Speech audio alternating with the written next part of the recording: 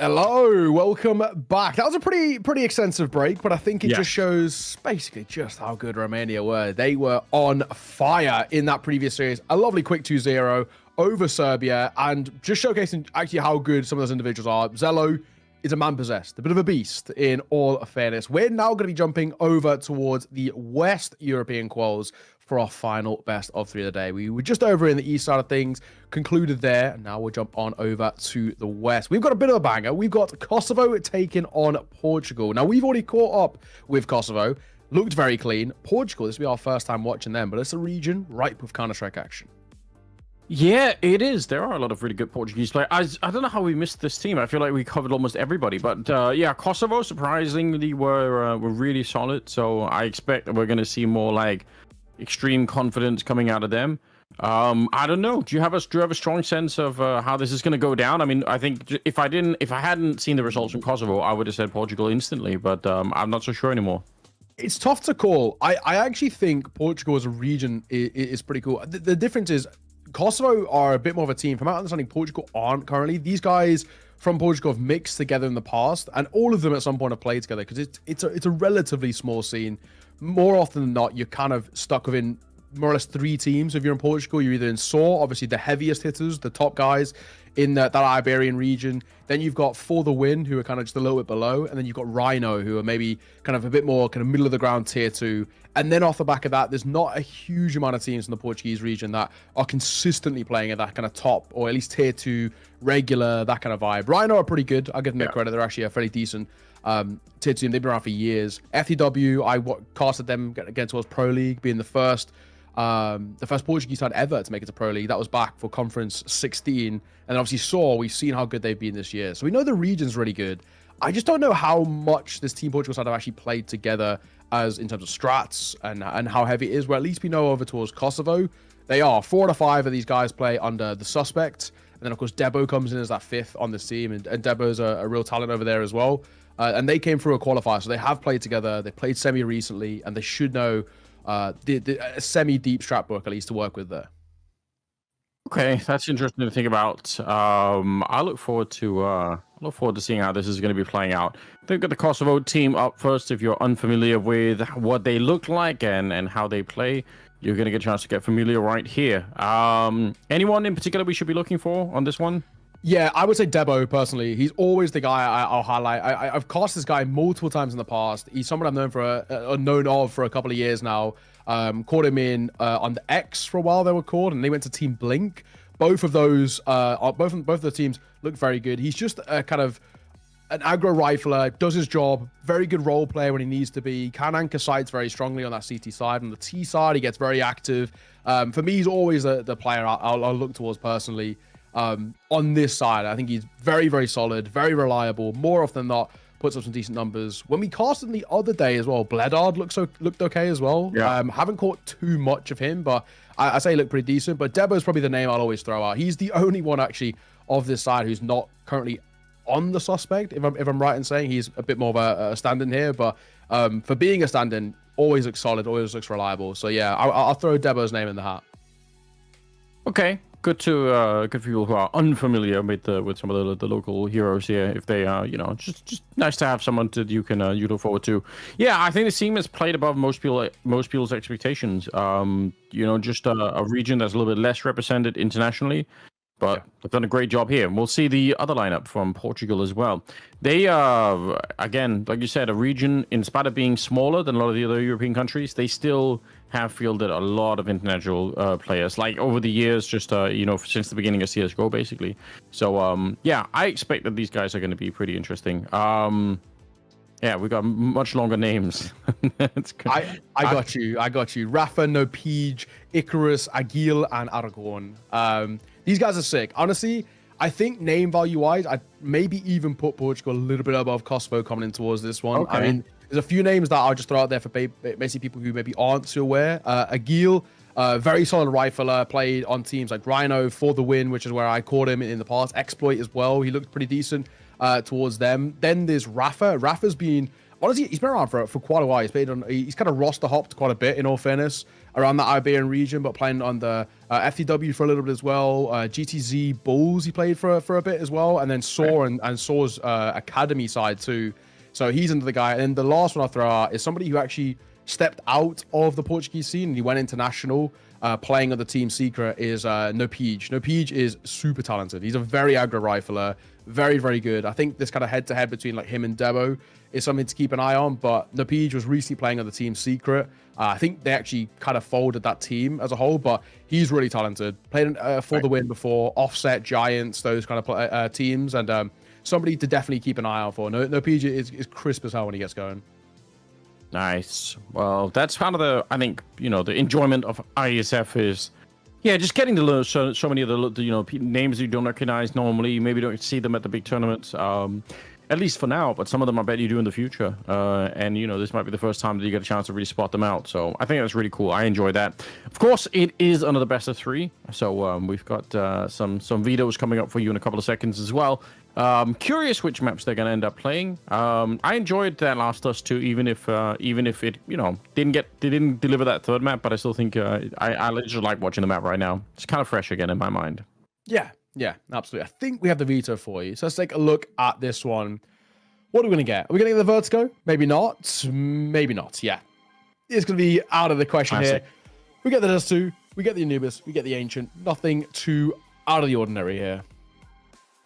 Oh, it is the classic, mostly sort of huggy map pool. I guess Anubis maybe not quite so much, but still a kind of map that everyone has agreed on. They want to play it, they want to get good at it. So it's in there. We've seen a lot of Anubis so far in the European qualifier, both the east and west side of the European qualifier. So not too surprising to see it here once again. But I'll start with Dust 2.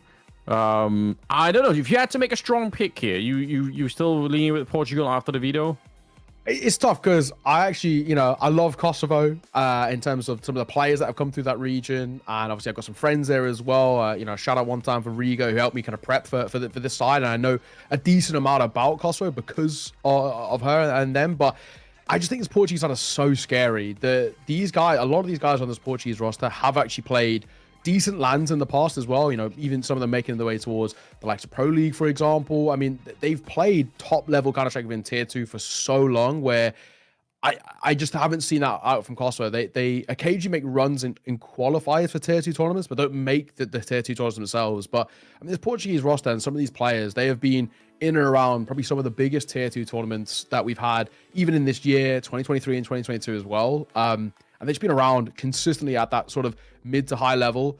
So that for me, I feel like they just decide who probably have maybe a little bit of a higher ceiling. It's actually just more about the floor. I think at times they just don't show up to play, and it can be really tough. Where we just know we learned our lesson, right, from B&E, just how scary this region are when it comes to Counter-Strike. They're relentlessly aggressive. If they get confident, they're so difficult to stop. So it's a real battle of the mindsets. Portugal will try and slow this down. They're going to try and play this to their tempo. They're going to try and bait in a lot of fights out from Kosovo. Kosovo will be aggressive. They'll get up in their face. They'll try and rely quite heavily on the mechanics, which bails them out in a lot of situations. I just want to see how they respond when things don't go well. So it's tough to call. I think maybe I might ever so slightly lean in favor of Portugal, but I feel kind of like I'm betraying people there a little bit because I do love Kosovo quite a lot. But I think just the Portuguese roster, name value wise, have a lot to give. It's interesting. I mean, another potential factor that I think we saw play out in the last game, where it felt like Serbia just kind of came into the match a little bit too cold. I mean, that's another big thing when you are when you're playing these best of 3 games. Like, can you start off well? Can you get off to a nice run at the beginning, or is it going to be like a slow kind of recovery situation? So we'll find it out once we get into it. But definitely curious to see if we're going to be watching 2 teams that are both warmed up, that feel super ready. They had time. They obviously knew that the game was going to be played here, and they should be coming in focused and strong on this one. So a bit of a coin flip for me. I get a sense that it could be like all 3 maps. Just I think both countries here are going to be represented pretty well. I think they're going to be some good players in the mix. So I wouldn't be opposed to that. I think it's good fun, and we get to see Ancient at the end if we get there. So a map that everyone kind of enjoys. Yeah, this is it's just crazy. I mean, we found so many teams. We got the last, straggling teams that can just make it over the finish line here for the qualifier, but there aren't many spots left at this point in time. So I'm happy that so far I think my favorite team to watch probably the Turkish team. Although I do fear that it's going to be a different lineup that actually makes the LAN. But I'm still happy to see Turkey represented. I think they were really cool. Let's be honest. The World Esports Championships, it does overlap with Group B of the EU RMR. So, yeah, Eternal Fire should be there. So we might not see Mocadia. Sangalov looked really good as well. True. There's a world in which they could even potentially make it to the RMR, at least the close quals of the RMR, if they do well there. Qualifiers have been very successful for them recently. They just got a Pro League spot by running through the lower bracket all the way, from right at the start of the lower bracket, all the way to getting that one spot Pro League through it, which is just incredible from them. And they ended up winning the entirety of ESL Challenger League, which is crazy, doing that all the way through the lower bracket, having to play, I think, like 3 more best of 3s than anybody coming through the upper bracket, which is pretty sick. It just shows how good these guys are being against such a variety of opponents and some decent opponents too. There was teams like Saw thrown in the mix, for example, the upper echelon tier 2 teams. So there is a world in which it might be a different team. That's true. So we'll have to keep an eye on it. The good news about this game, though, is there isn't actually too much pressure because both of these sides are both qualified. That's the main thing. They've both made it to the World Esports Championships. This is now about seeding to see where they'll go. Nice. You do want your preferential seeding. We know how important it is getting a nice early start, or being maybe seen as the pot 1 in your group, being the quote unquote the favorite team in your group, so you know that the other teams potentially might be a little bit of a lesser level, so you can potentially get a couple of quote unquote free wins, we call them, in those groups. That could get you to the playoffs. That could get you, confident in towards this tournament. That happened to Sweden obviously last year. They got a very decent group, and it did help them spiral and work up very, very well. So maybe that's the case, and this is why it's still important to play out these games and to see who finishes where. I mean, I'm looking at Group C now from last year where Sweden were in, and they had teams like Mauritius, who didn't really do all too much, unfortunately, Guatemala, Belgium, who struggled, and then Australia, who was a little bit of a weaker Australian side, and of course, and Poland, who were fairly strong back then. So they were in a group where it was so top heavy in their favorite. And then, like I said, they didn't drop a map all the way up until the grand finals itself. Oh, no, actually, no, they didn't drop a map all the way through. Never mind. I'm looking at it now. They didn't drop a single map all the way through that entire tournament because they did 2-0 Germany in the finals. So Sweden they were unstoppable. And having a positive seeding off the back of the qualifiers and coming in towards the groups and all the rest really, really does help. And it really can give you a lot. And they finished second overall in that qualifier. Denmark, actually, funnily enough, are the ones that finished first. But that just shows just how good it can be. Yeah, that's really interesting. Yeah, I think seeding games are definitely it's difficult because at the point when you play them, you don't necessarily know how important they can be. But you should always play them as if though they have a huge impact, because sometimes they do. Like sometimes you realize, oh man, if we'd seeded differently, we would have been missing out on, or we would have missed like a really tough opponent, and we could have played a little bit of an easier start. So here we go. We are into it. Kosovo playing Portugal. It's a best of 3, and we start off on the first map, which is on Dust 2. It's going to be Kosovo starting on the T side, and Portugal, they're going to be playing the CT side. Yeah, and just as well, we'll keep some tabs on it, but at the same time, this one's playing out. Czech Republic and Germany are also playing too. Of course, both of those sides have qualified, so again, similar sort of vibes here, where it's all for seeding and the rest.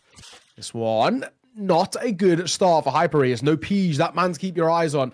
We'll find that first. He's pretty crisp, but Debo on the other side, we'll throw the guy's name out every time. He'll open up B. They don't spot anything, but they don't have a smoke for the door, so they're going to have to fight out control here. At least bomb goes down. You mentioned it earlier. Notoriously, one of the hardest bomb sites to retake here at the B bomb site on Dust 2, but they do have a 1-man advantage. No grenades left to be thrown on either side, so it's going to be down to the raw mechanics of it. Starts well enough, and Agile is going to be coming out with 3 big headshots. I can't believe he did that. And now it's a 1 versus 3. And Debo, sure, he might be good, but I doubt he can do much here to stop this defuse from coming through. Okay, they're missing a little bit. That's going to maybe help out Debo. He wants to run for it, but it's all the way in the corner. It's Icarus to take down Debo, and Portugal to win this opening pistol. Good start. Good retake. I think the one thing that makes Kosovo's life so difficult there in that post one is just the lack of smoke. If they had a smoke, honestly, I think they could probably see that off. That B site is so difficult to retake if they had the proper util there, but unfortunately, they didn't. So credit to Portugal starting well. It's not an easy side to retake, as we know, especially when the statistics show us exactly that. But a bomb plant is good, so it means a buy can come through for Kosovo. Debo, who started well in that pistol, a couple of kills to his name, gets an AK out, a scout, and a couple of MAC-10s as well to round it all out. Portugal, much better buy for them, though. Firepower looks pretty clean. Rifles, MP9s. The only thing I do want to keep an eye on is just the slight lack of util on that CT side. If they're forced into retake, it could be a little dicey. Yeah, that's a good point. Especially on a map like this too, where those last grenades could be real important when you're trying to defuse that bomb. Way in the back, they actually have a Molotov. This could be kind of interesting. They could be applying a lot of pressure onto Napij at the back here. Going to be setting up the traditional smokes. Flash on out. Let's see if they get the grenade back here against him. No grenade needed. My God. They run on the bomb side. I would even say you save this right now if you're on the Portuguese side. I don't think it's worth going for 5 versus 3. If you want to sacrifice the MP9, you can, but again, like, it is not a winnable round here. And it wasn't even necessarily the Molotov that did anything. It was just basically strong headshots, especially the first one. AK to take down that back plateau player. Not bad. Yeah. I'll give him his credit. He continues to be Chris. Nice shot there as well. 1 foot. Demented to kickstart his tally. Rafa could get some spicy exits. Oh, so labored, and he won't. Another B hit, which finds success. And maybe time as well for Portugal to look into this and say, that needs to be potentially a bit of a priority for us. Clean up that B control. See if we can make something like that work a little bit stronger, because we can't allow Kosovo to keep running out until that side, get a bomb down, and give themselves that sort of coverage. And we saw Portugal needed a retake to work in their favor. They lost the opening fight, and they just didn't have the util to work with. Not enough flashes or Molotovs to give them, you know, those favorable fights. And in that instance, it absolutely cost them.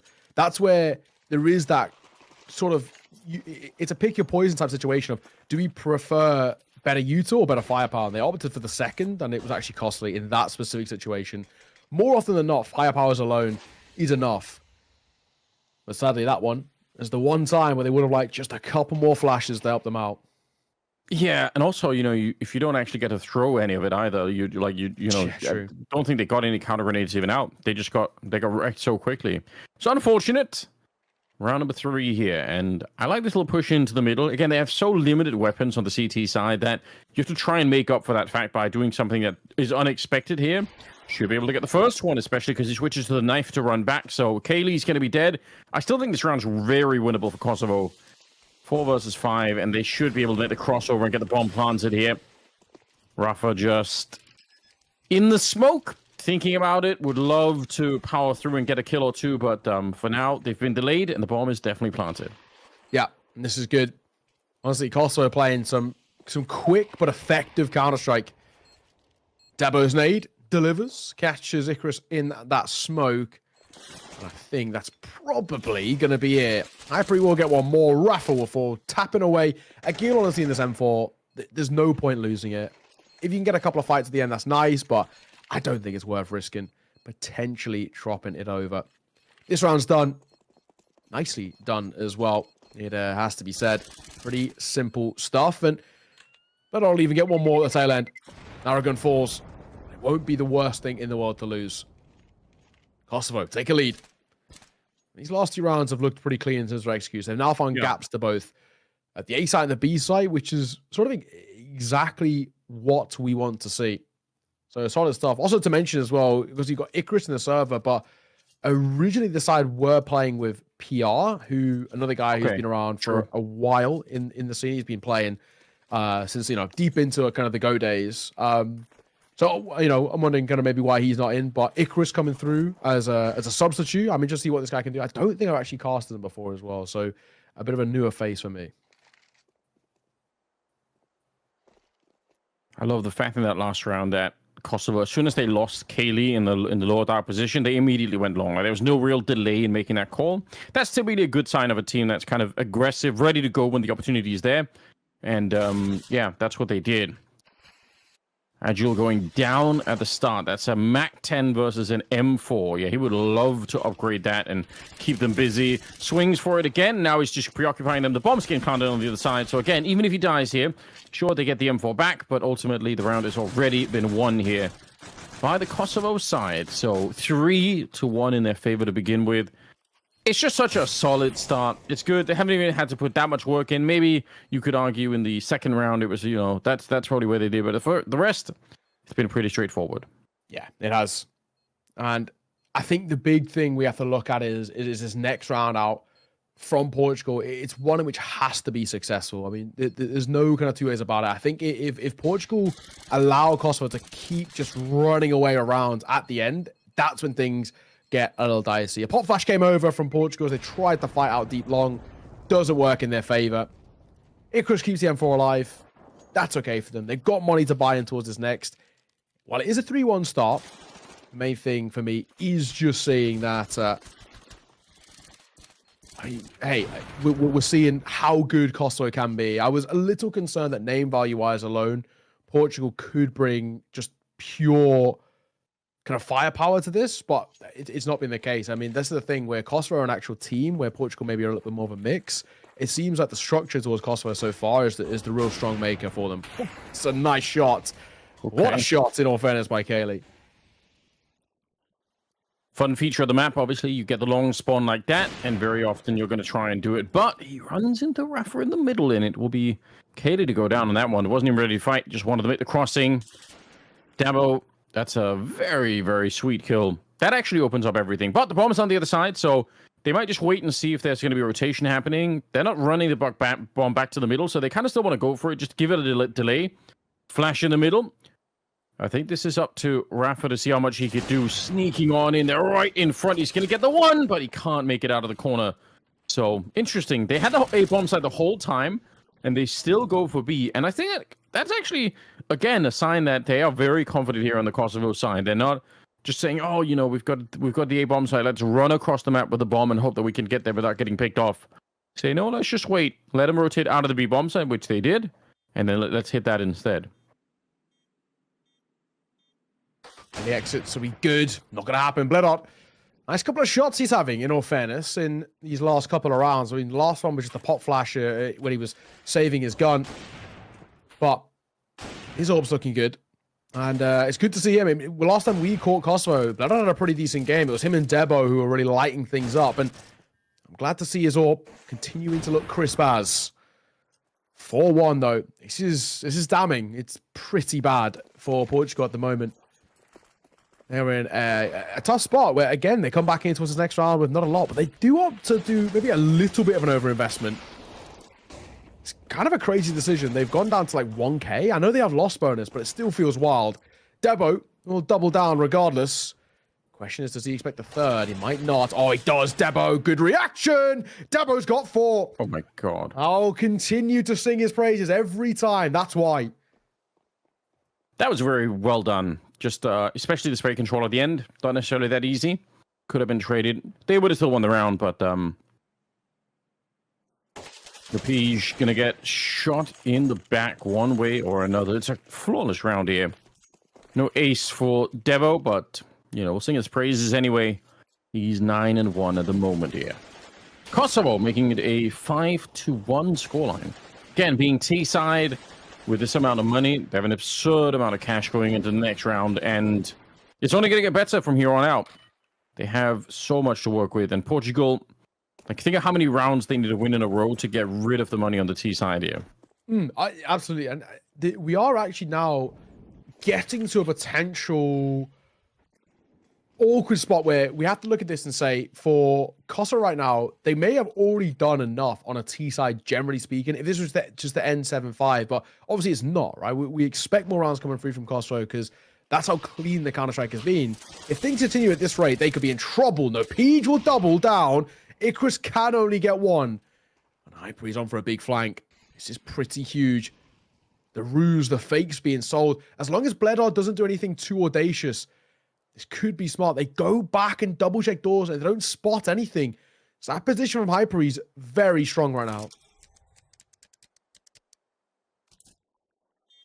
Yeah, it's nicely done so far.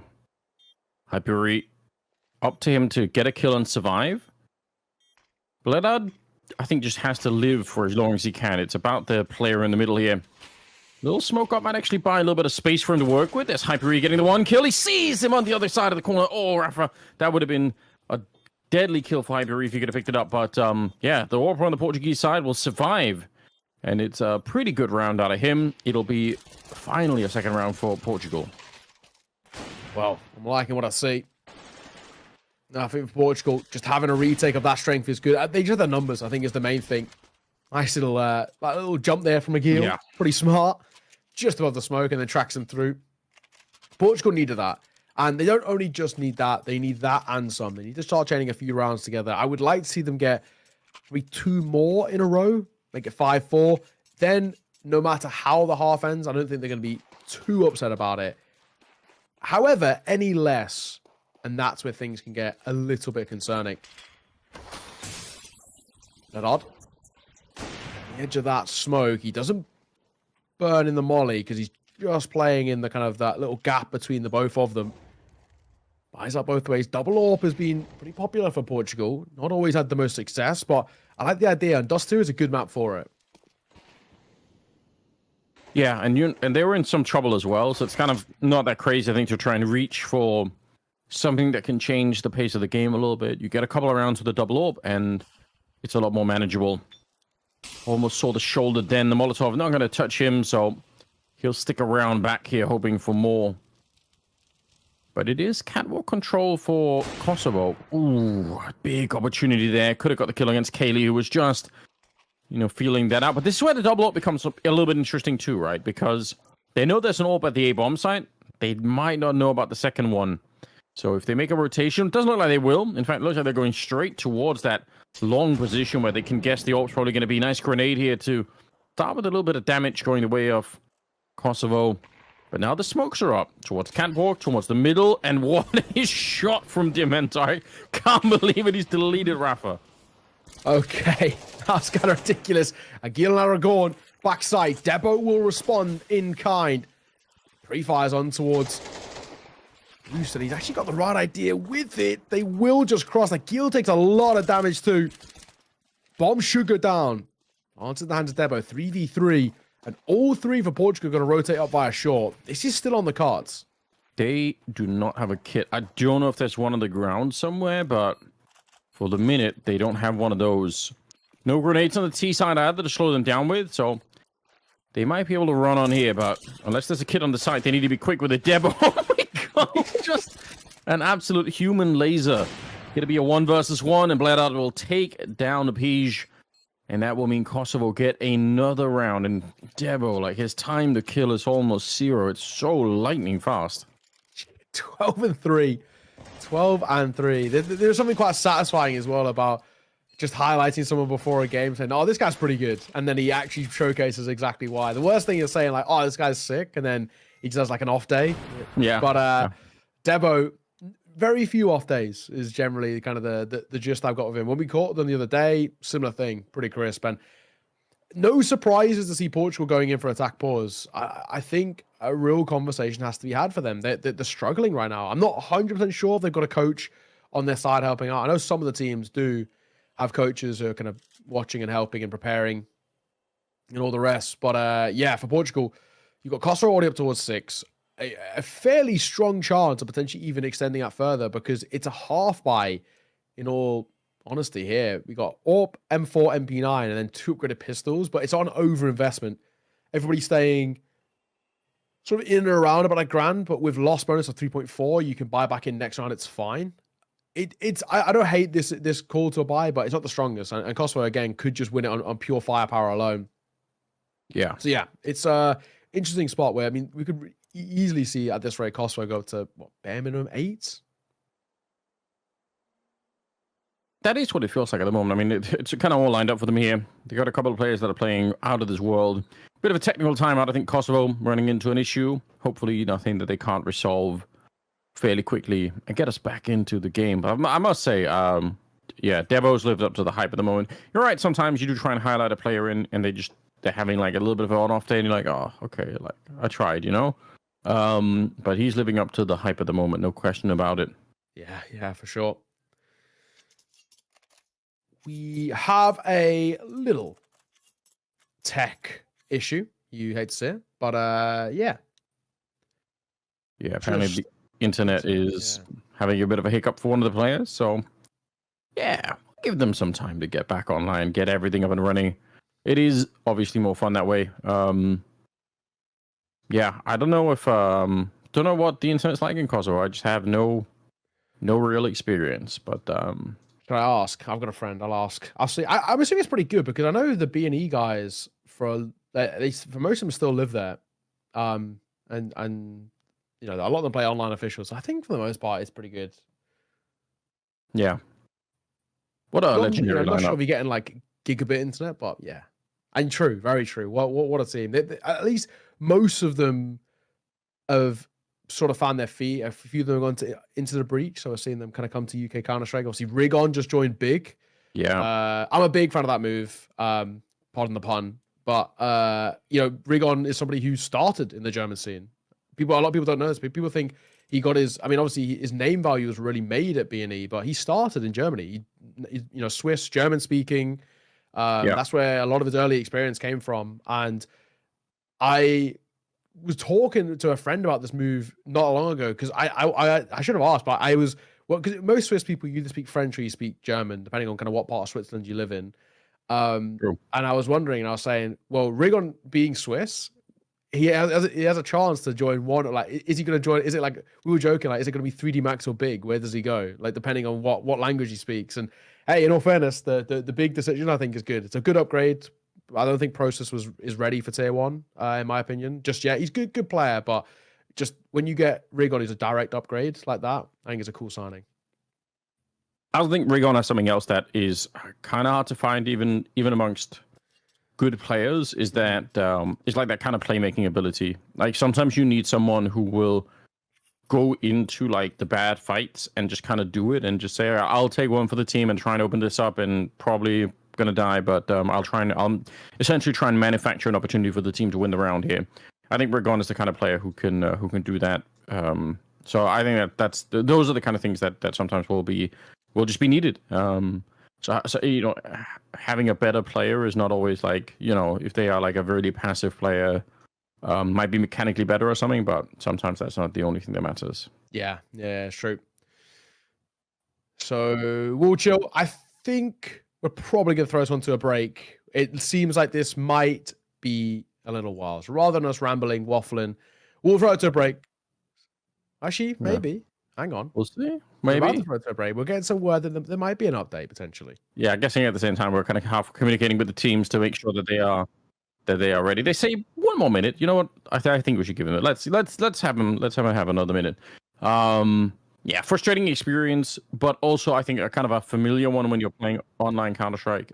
Sometimes it'll happen. So yeah, it is what it is. But it sounds like they could be back on the server again. Hey, there we go. Time is ticking, so no break needed. Good job. Let's go. 6-2. Internet is fine for Kosovo now, so we can get back underway. Will it start well? It will, of course. Bledard, his AWP has been hitting some pretty clean shots and a nice opener for this one, especially against the AWP on the other side in this sort of half-buy situation that Portugal have got. Yeah.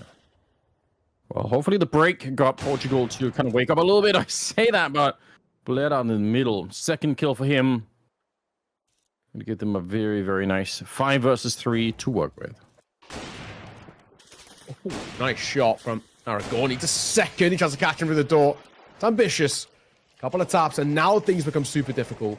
Smoke down door, a Molotov in towards window, and actually somebody holding. Look at this. Bledard holding for rotates coming through tunnels.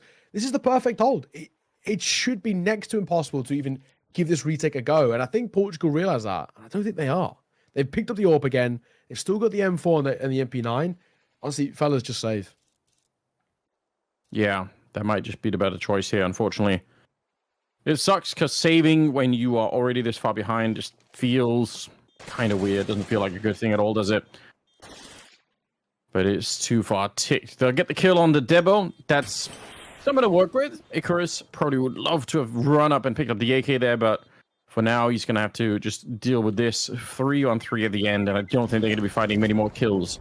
So, 7-2. Kosovo, a little break there. Didn't really cost them a lot in terms of the momentum. They are right back in the saddle.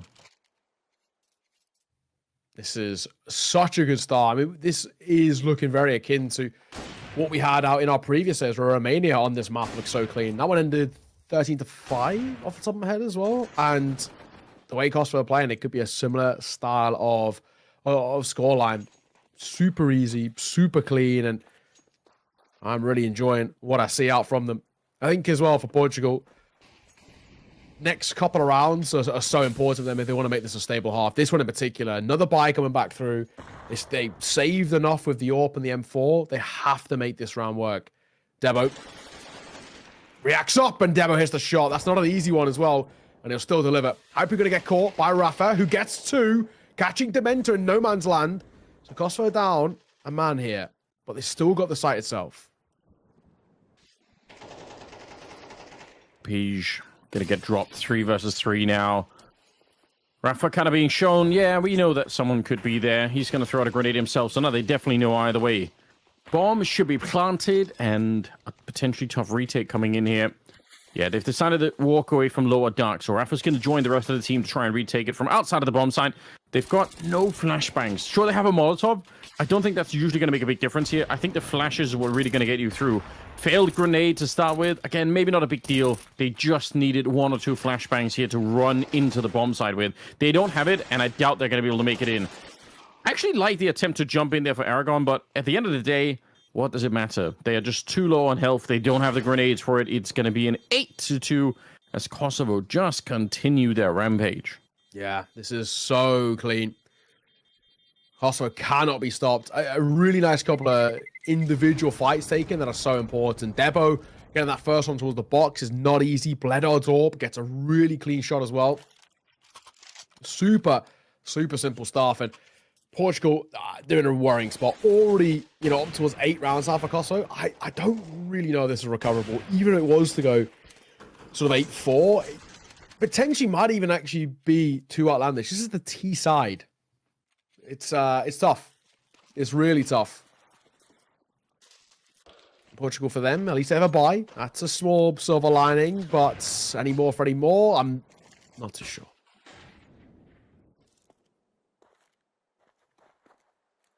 Was out here, but there's nobody on their side. It's going to be the B bomb site tested once again. The Pige back here in so much trouble, but you know what? Well done. The flashbang setup. If they would have kept pushing, I think if they would have committed to that fight there on the Kosovo side, they probably win that fight. They probably trade out a Pige, and it's another bomb plant, but they'd only sent in 1 player, so interesting stuff here. Aragon dropping. Yeah, like I say, if he drops down, he gives away a super strong position, thankfully. Not to be. Bledard again. He seems to be always good for 1. And he doesn't do anything too audacious. They're coming to him. Anti-flash here. This is really good. Kelly could get a chance at the flash pops. Oh, eternity trades. That's fine. That's all Kelly had to do. Numbers stay the same. And the general anecdote is that trades benefit the T side. Oh, where did the bullet go? Rafa, it looked like he was straight on it. Hyperion still go down. Agile coming in from top mid. The bomb is on the one side. They've got Kaylee kind of working on the other side, but the truth is, all of this probably comes down to whether or not the Pige can land this shot. Pistols out. Bledard, if he finds him in the corner with a headshot, it's game on once again. And they're going to get the bomb plant. He's creeping on in, but it doesn't work out. Yeah, and no chance now. So finally, another round here for the Portuguese. It's about time, as they are pretty far behind. Yeah, they are. I think 4 is absolutely needed. Anything less, if it goes 9-3, for example, I still think that feels slightly unrecoverable. If potentially Dementor had found that fight there and not fallen and it kept the numbers, maybe we could have talked about that round going the way of Kosovo because they could have taken short control, but they sort of opt against it. They rotate back towards B and they just get plucked off. Too late in towards the round, the bomb falls, and that is that. Hot flash. Actually, no aggro long control taken by Portugal. That's an interesting decision. Most teams really hard fight out for long. In this instance, Portugal opting to give Kosovo the control, hope they hear some noise, and then pop flash in for the fight, like there. But no one's here. So Kosovo haven't fallen for the bait.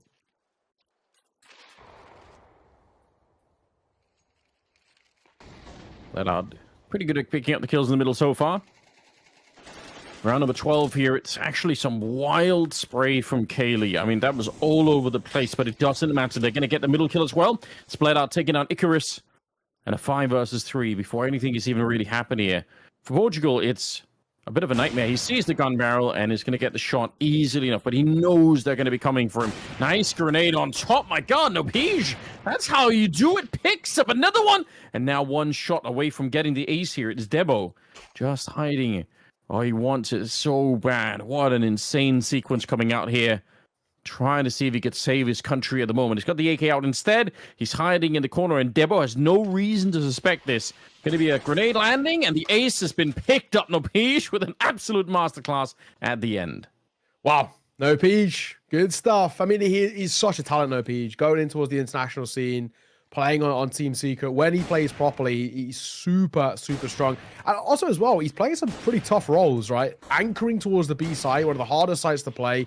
That is masterfully played. Isolates the fights brilliantly. I think Kosovo arguably also played that quite poorly as well. They gave him way too many opportunities. They should have overwhelmed when he had that orb, and they didn't.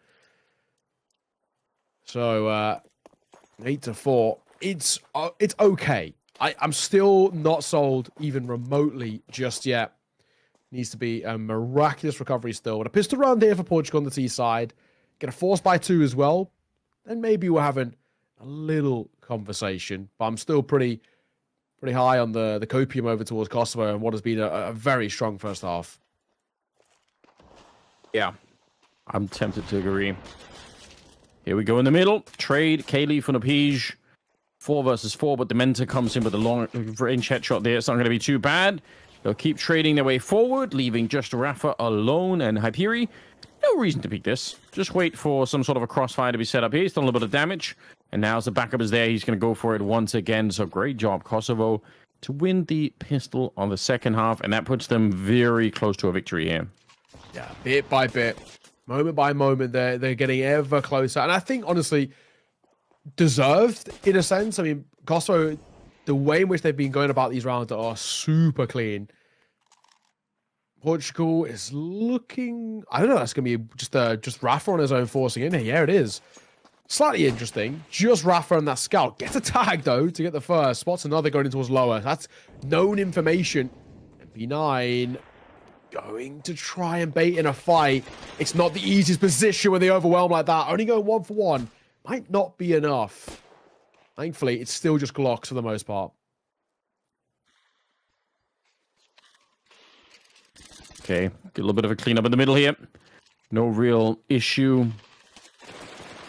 Question of when and not if Nopeej is going to get run down. Oh, they're not even slow. They're not even trying to hide the fact that they're coming in saying, yeah, whatever. You just don't have the bullets. And we're going to take you down. Kosovo. At the same level of confidence as last time when we saw them. It's been really cool. Like, they just... Once they have you in a tight spot, once they feel like, you know, you're running out a little bit low on confidence, it's like they just ramp up their aggression even more. Which I love. I think it's great to see. I don't know. There's many more chances. You know, we're looking at Portugal now. I think they've potentially got 2 full buys left in them. And that's to stay alive. The P's done a pretty decent game. That's realistically about it. Rafa gets another tag on the door cross. He's consistent with those. Oh, it's out towards long. Icarus going to be the first in towards the fight, and he will get it. Dementa gets absolutely clipped, but Debo doubles down. No way he's going to walk away with a third. How? How does Debo keep doing it? He is still alive. And he will just get around the corner. No, he doesn't. He couldn't just get around that corner. He already had 5 points of HP. But Debo has given them a chance again with a 3K to his name. But it's a tough 1v2 for Hyperi. They are tagged, though.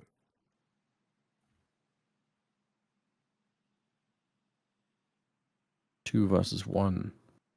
There's plenty of time on the clock here for Hyperi to find a way through. But the bomb has been planted here. He's just on the edge of the Molotov, trying not to show himself, trying not to take any damage from it. Unfortunately, he had too many angles to cover, and he's going to end up going down. So, an important round. If there is any chance or dream of a comeback here for the Portugal side, yeah, it has to start with this round. True. I mean, and as well, we have to look at it and say, I don't actually know how clean the buy is going to look. Yeah, I mean, the 3 out of 5 of them over towards Kosovo had good money. It's just the other 2 that don't. So we get just 2 upgraded pistols. I mean, Blair's got a scout, which in his hands could still be pretty scary. Rafa's looked good on these shots on people crossing, and he might have actually spotted 2 on that cross. There's information there. He's got a couple of hopeful pop shots. Debo, because that clean 3K out towards long gave them a chance, but yeah, it wasn't enough. Portugal, if you win this round here, you get a 6th and probably a 7th too. Maybe, just maybe, game on. That is kind of the road back, yeah. It's not completely out of the question. Like, they're within the margin of error. The lack of money, rather, on the Kosovo side makes it a lot more doable than it seems, even at a 5-round deficit here. But it's also up to Portugal to kind of come alive a little bit more. Right now, they've got 1 player in Nupige. Obviously, 14 kills. He did have the ace in the first half, so 5 of them are in that 1 round. But him and Jill are playing pretty well. They need more. They need a more well-rounded lineup here. A lot of damage already been taken, and Dementor takes 2 strong kills. Some grenades landing down there at the bottom as well. Rafa not taking too much damage, but it's a 1-man lead for Kosovo. Be a chance. Dementor, open angle towards long. I don't hate this because you got the support of Bledard out towards ramp 2. He might get flashed. He does. But a smoke might give Bledard a chance. Dementor's got to hit the shot. He does. Aguil will fall. That's going to help. Bledard, even getting body tags here isn't bad. But who needs body tags when he can rip heads? No, Peach gets clipped. Looks for another. Even flakes ever so slightly. And Dementor will fall. 1v2's not impossible. But thankfully, Kaylee is there to bail out Arthur. Hyper a little labored. Nearly cost them. Kosovo back to the winning ways. And Portugal, not many more chances. I think force buying here is the right call. They've got to gamble. And I don't hate the decision to gamble in this one. Yeah, you have to. You've got to. Rafa. Most excellent work here to try and bring it back, but we'll see. 11-5. Bit of a jump. Spots it out. Pretty important to keep track of how many CTs, if any, go down into that lower dark position, but so far it's 0. They're still checking it. They're still making absolutely sure that somebody didn't sneak by, that they just didn't notice, but yeah, you could see Icarus leading the charge here. Gotta go and investigate. Gotta make sure that doesn't happen. Holding short now. They might get tested. They're actually going to pop flash out door. As we heard, Bledon will get his. The nade could do a decent chunk. Actually, in all fairness, they just dip through the door. Doesn't take a single point. Dementor, fadeaway shot, catches a gill. Nice one. All right, this is looking good. 5v3. Even though Bledon's tagged, this feels unlosable. Debo, it's an unorthodox angle, but they might not clear it properly. Shift walking, head spotted. Now he's a bit exposed, but he hits his shot before falling, which isn't bad. Definitely not. Dementor gets a kill. Rafa gets one in return. Still a 1 versus 2 after that, and he's so dinked up. How did he live? He's down to 3 health. Oh, and he's going to get found. Bledar just manages to get around the corner there. Not even allowing for the bomb plant. Kosovo now up to 12. Man, they might have been slowed down just a little bit, but they're still doing absolutely great work here. Yeah, honestly, pretty sick. Just to, again, shout out, you know, the 2 guys that I threw out at the start of this game. Debo, obviously, who I had known of prior. Bledar, who I only really watched in our opening game or earlier one a few days ago, and he impressed me then, but he's impressed again in towards Dust 2. Bledar's looks so confident in himself. Kaylee gets caught. Rafa's got the smoke to play around, so he's going to catch Debo as well. Rafa's actually played that very well, and he still holds the cross. So he might potentially get another fight here. There he is. Dementor still sticking around. He'll drop a smoke, thankfully, so that'll force Rafa away. His job might be done in this one single-handedly, just those couple of kills.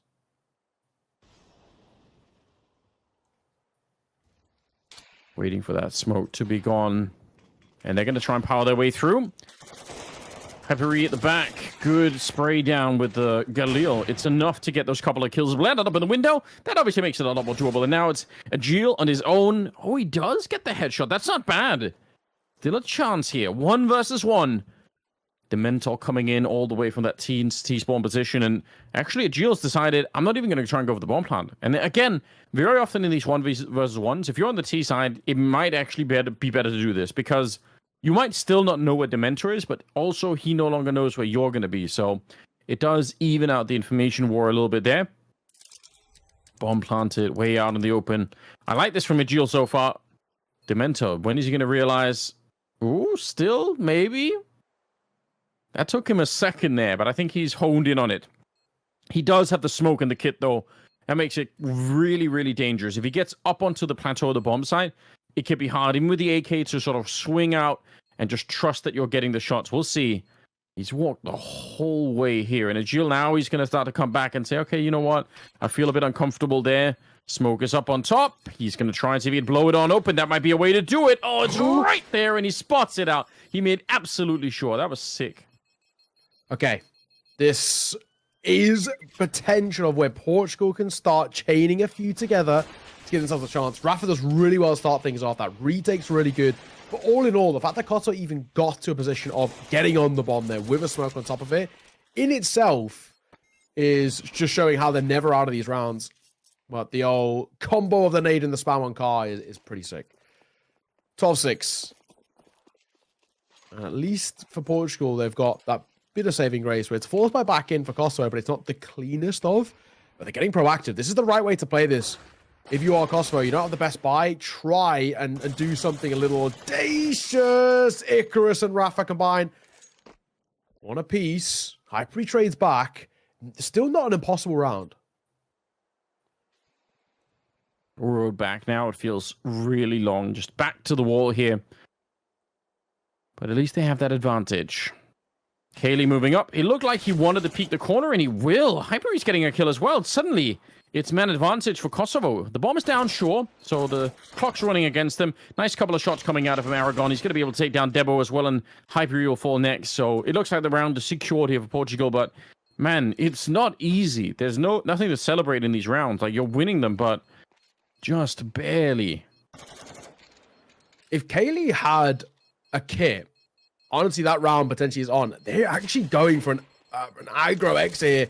Rafa, yeah, he's so low. He had to go out this... Well, he didn't have to go out this way, but he does go out this way. And he had to actually get somewhat far enough away because of that bomb radius. So he sort of has to swing there because he's decided to exit CT. Nothing saved, but at least a round gained for Portugal. Decent exits. Kosovo will take those every day of the week, but it will be all they really have to work with in this next round. That's the issue. They did force in that one. Doesn't go too successfully in the sense of the round itself. Yes, they get the exits, but the round was never in consideration. They do have enough, though, to buy in. Scout, we're going to tag on towards Bledard. Rafa continues to be an absolute nuisance with it. And I think Bledard might just need to give him a little bit of respect in that one and say, fair enough, that's your domain.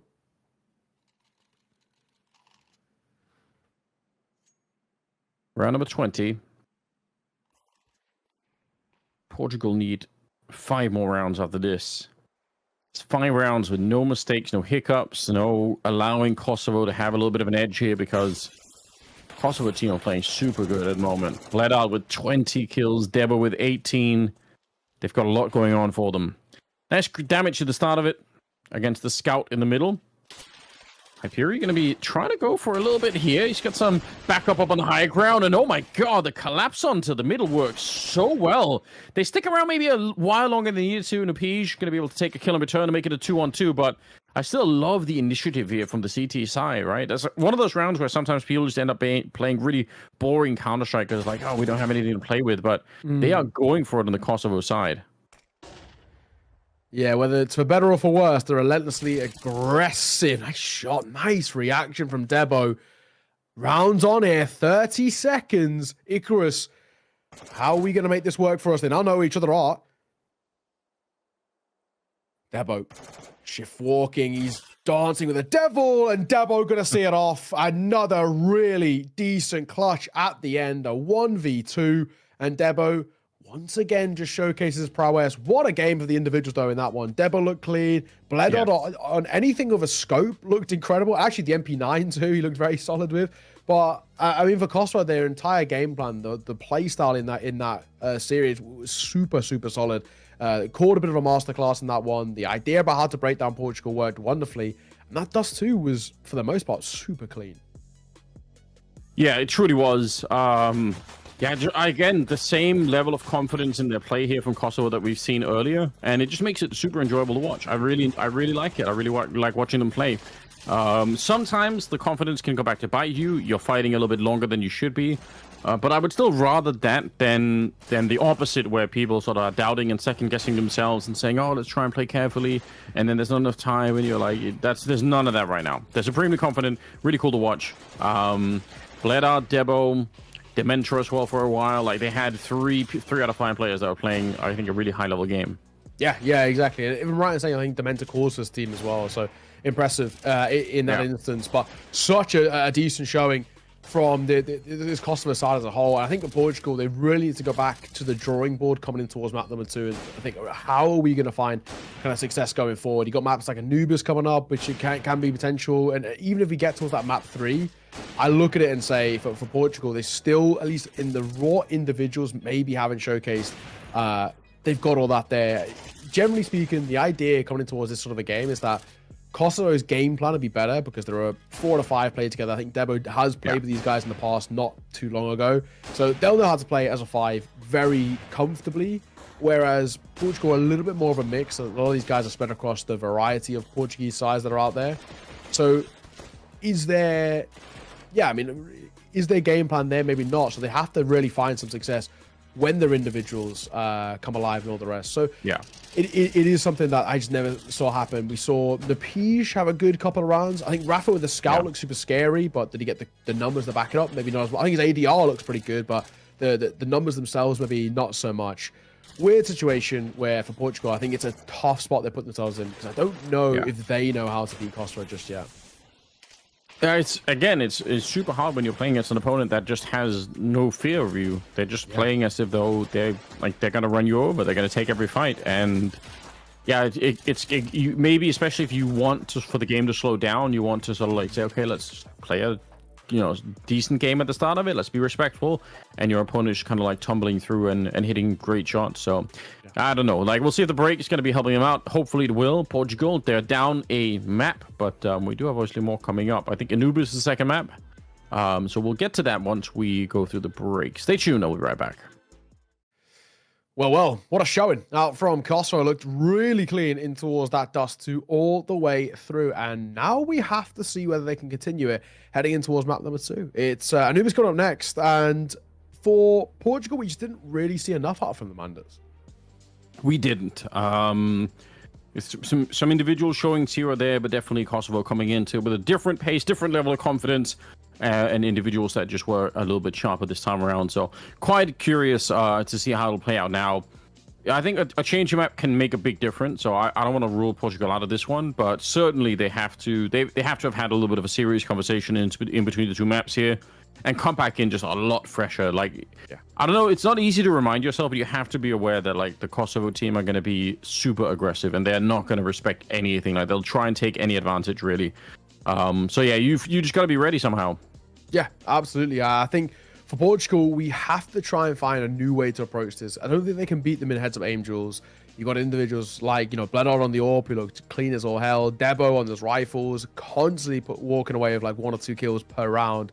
And I think because of situations like that, Portugal have to find a new way to approach this. They have to break them down sort of, I guess, systematically. But the issue is that because this is more or less a full team over towards Kosovo, I think they have the better system. They have an understanding. They play off each other well. The synergy, cohesion, all the buzzwords we like to use for how good this team actually is showcased. So that's the thing that worries me. I don't actually know if Portugal, so far from what we've seen, they can compete in head-to-head duels. Maybe not as much. Can they compete as a team? Again, maybe not so much. So this might just be a complete mismatch for them. I mean, like we said, the positive thing is they've already qualified. That is all that matters for us, but you do want to get a win cleanly, better seeding, and all the rest. Oh, yeah. No question about it. Kosovo going to be starting on the T side this time. Portugal, CT side. We've got a lot of people running towards the A-bomb side. Great flashes around the corner. It's Hyperi to start off with. Kaylee does go down. But Icarus, you need to do a lot better than that. You need to get at least one more kill in here. The backup is actually there. And Icarus, fine job. He stayed alive and he got the double kill. I think that's perfectly respectable. Bomb is going to be planted here. So half the job's kind of done for the Kosovo team now. They need to win the 2v3 if they want to win the round. Not easy at all. What a crazy jump down. It's now Bledard reloading the clock and trying to get back around the corner. Nopige and Rafix are coming for him as well. So let's see if it's going to be any kind of a defuse happening here. They tapped it once and, ooh, they find him right at the end. All right, decent retake. I think Icarus getting those 2 kills there was absolutely huge. Yeah, and I think now this is where things can look okay because it makes there's more onus on this next round, probably the way I put it. But it is going to be a force buyout from Kosovo. They've got a bomb plant. They've got a couple of kills to walk away from. So it is okay. It's at least a strong enough spot where we can sit semi comfortably here for Portugal. You find a force buy. You take 2, then probably 3, and then we are looking at an okay little spot. You lose the force buy, however, and it is still going to be Kosovo, then getting the early start on towards the T side well and effective and this, that, and the other. So let's see. I'm going to tentatively hold my breath for this one because we do see the Glills come out. We see those Tech 9s, which can be uber scary, and a decent amount of Uto as well.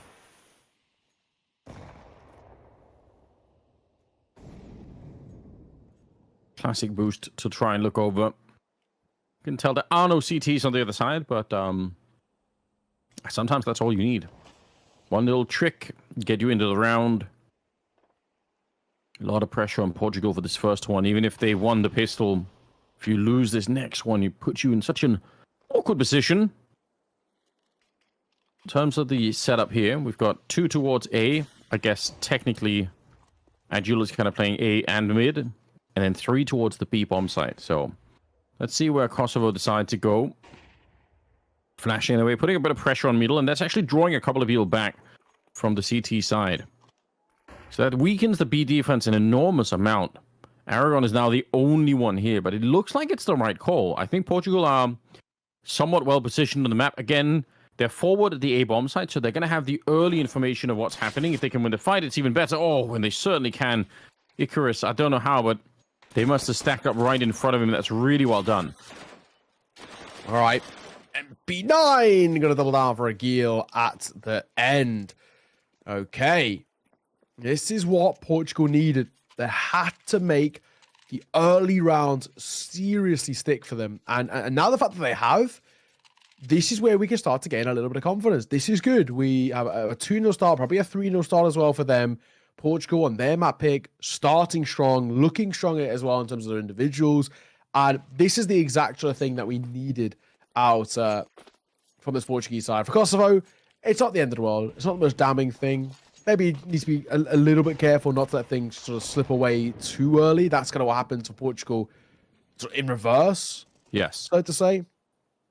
But, yeah, all in all, this is okay. I don't think you can be too worried just yet, but this is what Portugal needs. Oh, yeah. To recover from the first map, you get in here, you start pretty strong. And you'll having a bit of fun in the middle. And just keep this going. Devo and Hyperi alone and not for long. Taking down Icarus. Having a fine time of it. So, a 3rd round. Portugal, they pick it up. Now, Kosovo are finally going to have their first sort of real buy here coming out. AWP in the hands of Bledard. He was lights out on the first map, so expect him to do more of the same here. And AKs for everybody else. Portuguese, they survive with 1 MP9 and 1 Galil. A bit of a bonus round situation. I don't know if it really matters. I think it's fine to have these kind of weapons carried on over into these rounds. Should be okay. I agree.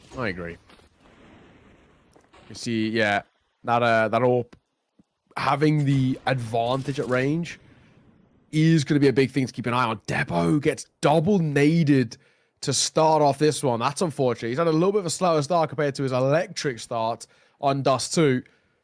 Yeah, the double nade to be falling early really does suck.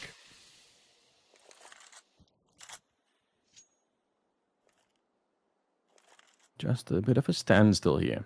They really want to test this A-bomb site. In spite of that, Icarus has stood up to every test they've thrown at him so far. Again, this could be one of those sort of lack of respect situations where you say, well, we have a plan and we're going to break you at some point, like where you're going to end up losing. But the incendiary is amazing. Counter flashes probably should have worked there. Kaylee, he was very flashed, but they still get the kill. Aragon, are they hearing it? They're not, but they still win it. Agile gets a double kill, and that's probably the thing that saves Portugal here. 2 versus 2, about 45 seconds left. They're running the bomb back, and that's after throwing the Molotov here, just to keep some people on the bomb site. That's working, so at a minimum, it should be a bomb plant, but with the kind of health they have left here on the Kosovo side, who knows? Molotov will come down to give Demento a bit of coverage. It's doable. That orb, yes, both of them are so low, 19 points of HP combined. It's still one of those where there's a chance just because that orb in play could be the difference maker. There's a long flank coming through. And both of them are in this sort of direction as well. Time is ticking, though, for Portugal. Not a hell of a lot left of it. This flank is so long. I don't know if I'm enjoying it. I feel like they might have already given up and just said, okay, that's it. That's a bit curious. Maybe this is, to be honest, but they might not know how low both those players are on the T side. They might not have an accurate read. So maybe they just set up and said, okay, if we get a kill, if somebody sort of swings on us in the middle, we know it's 2 versus 1, we fight, but otherwise we're gonna give it up.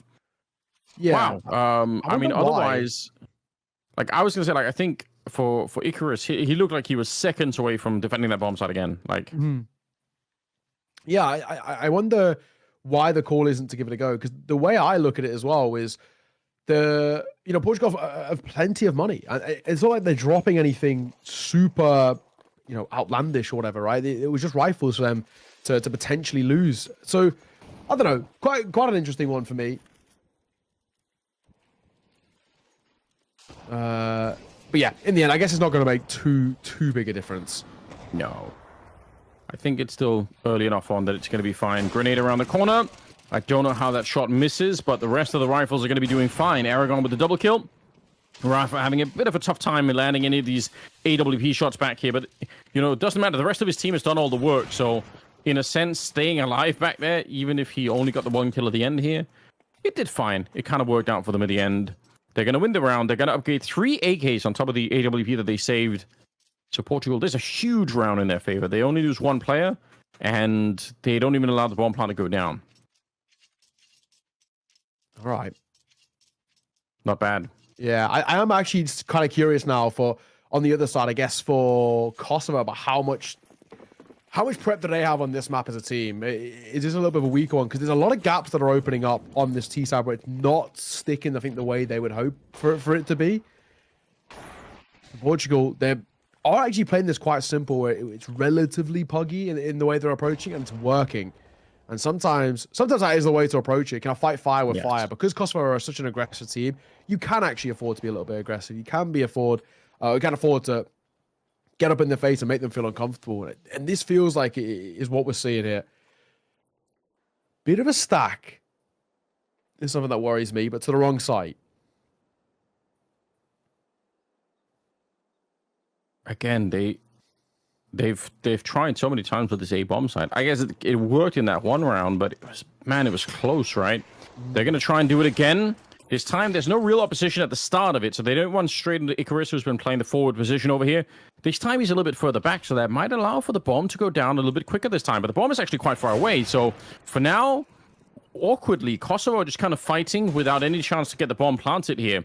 Debo gets 1 good kill, ready for more, but it's not going to happen, and now it is a 2 versus 3, and I say that is just as they get the kill there. Now the bomb's finally here. They picked it up.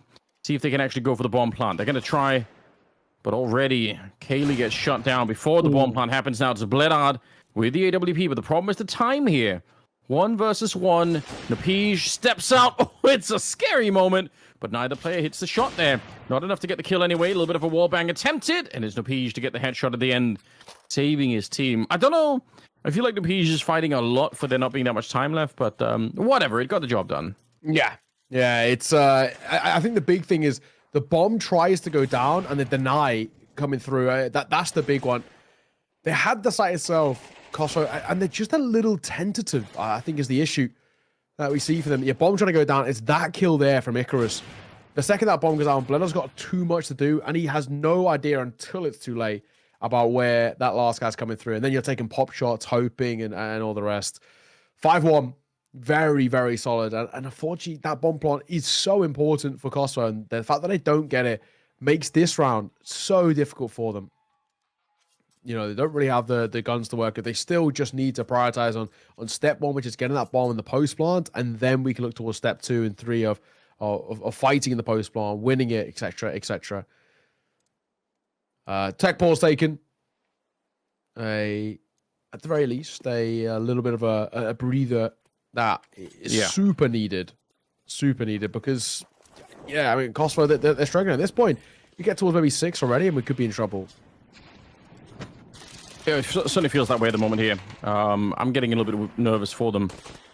They're also going to keep hitting their head against the wall over at that same bomb site. Would love to have seen them try to do a little bit more towards the middle of the map and see if they could have some success with that. Actually, surprisingly, this round has actually worked out way better than anyone expected. So, yeah, more power to them. Going to be a 3 versus 2 with the bomb about to go down. I can't believe it. Yeah, you know that age-old saying, if it is broke, keep trying it again and again until it fixes itself. This is kind of what we had with this continued push on towards this site. I don't think we're giving this a go here. I mean, they're kind of moving in, but yeah, at this point, too late. Debo, nice shot. Gets gifted it. Aragon will fall. And the last man on OP holding 4 exits. What it is, yeah, not to be. Every other time we've been casting Anubis, we've made a point of saying that it's a very T-sided map. So if the CT side even gets 4 rounds or so, it's probably pretty good. They're up to 5 now, Portugal. So, in spite of giving up this round, which is a little bit frustrating, I think they're still in a nice spot right now. Yeah, theoretically, if they know how to play the map, switching in the second half, they should be able to win quite a few rounds. Kosovo, this has to be the beginning of a bit of a roll. I think that they probably need to win the remaining rounds at this point. Yes, no, you are right.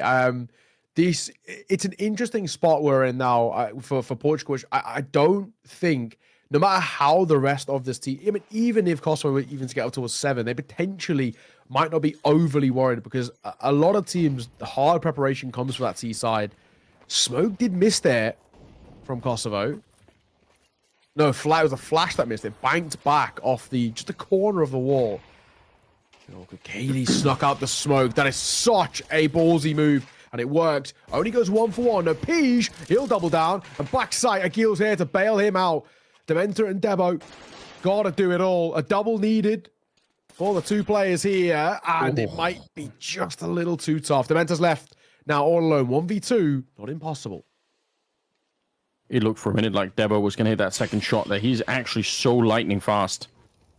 Thinking of sneaking through his Dementor, but he's got to be careful. Oh, pre-firing into the corner. Now they know where he is.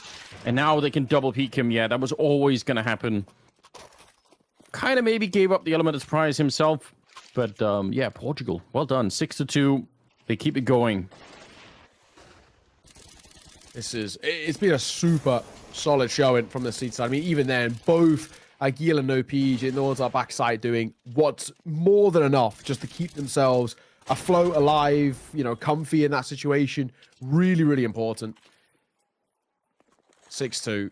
And yeah, Bai comes through. I mean, Dementor has to take a bit of a hit in terms of he can't have as clean of an investment, but the rest of the side, I mean, they have no issues in that sense. Tag. Rafa's a lucky man to still even be alive there. Yeah, he got beat up a little bit. Agile, a little bit forward. Nobody knows about it. He's going to get the kill, so 4 versus 4.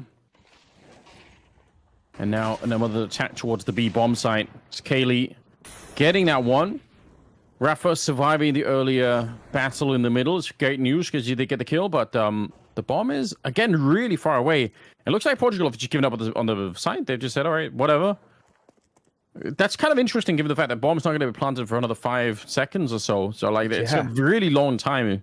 They might even make them think, okay, well, wait a minute. I guess we'll come back and try and retake it anyway if you're going to wait that long. This is a good angle. Kelly to hold. Is there a flash? There is. Yeah, okay. So Rafa's got a flash that could pop him in, but then the fact that he puts it back away and he parks up, does that make me thinking that they're once again not going to give this a go? We saw that earlier on when they just decided not to even actually give the retake a go. There's the flash comes through. That's a banger. And Icarus and Agil now thrust Hyperi into a tough 1v3. He is backside, waiting for the swing. He doesn't even get gifted at Icarus. What a reaction from him. And Portugal put up yet another round on the board. A 7th for them is super clean once again. And continued success is coming through for the CT side. Kosovo just cannot seem to see a post-spawn off in their favor. Some of these rounds are so weird how Portugal are winning them, given the fact that that it starts off well enough, I think, for the Kosovo side. The bomb goes down, but still they find a way back. Well played. I mean, honestly, it's very cool to see. Again, I've got to say Icarus with 12, but also Agil with 13-4 at the moment. So the two of them playing an absolutely rock solid game at the moment. And that's probably responsible for a lot of the reason why they are in this position here. Round number 10, and we've got one AK and upgraded pistols for the rest. So Kosovo just not in the best state to fight back at the moment, for sure. Yeah, it's true. It's so much reliance on Hyperi and this rifle to do something. This is tough. 1 minute 15. I think for Kosovo in these sort of rounds, you've just got to, for in my opinion, just relentlessly aggressive, just barrel in somewhere, try and overwhelm. It's a bit of a coin flip, no two ways about it, but I think it gives you a best chance. If you try and default, I just think you just get beaten by, first of all, utility alone, but then secondly, just the firepower itself. Yeah. Well, they're going to go for it. They've tried this so many times, and I think the success rate's been pretty low, honestly. Again, a little bit of a 2-for-1 trade. They get Agile at the very least. The bomb attempted for a second, but they came off it almost immediately. We'll see if they're going to be able to do it inside of the smoke here. Dementor just wants the extra cash for his team. I don't think they're going to be able to win the round any longer, and he's going to be found by Rafa, so it's an 8-2 scoreline. Again, everything suggesting that Portugal, the map made a difference for them here. They're back after the break. They look much, much stronger. I mean, this really feels like it could be a third map. I would be so surprised if it's not a third map, Anders. The Yes. way this has been so far. Yeah.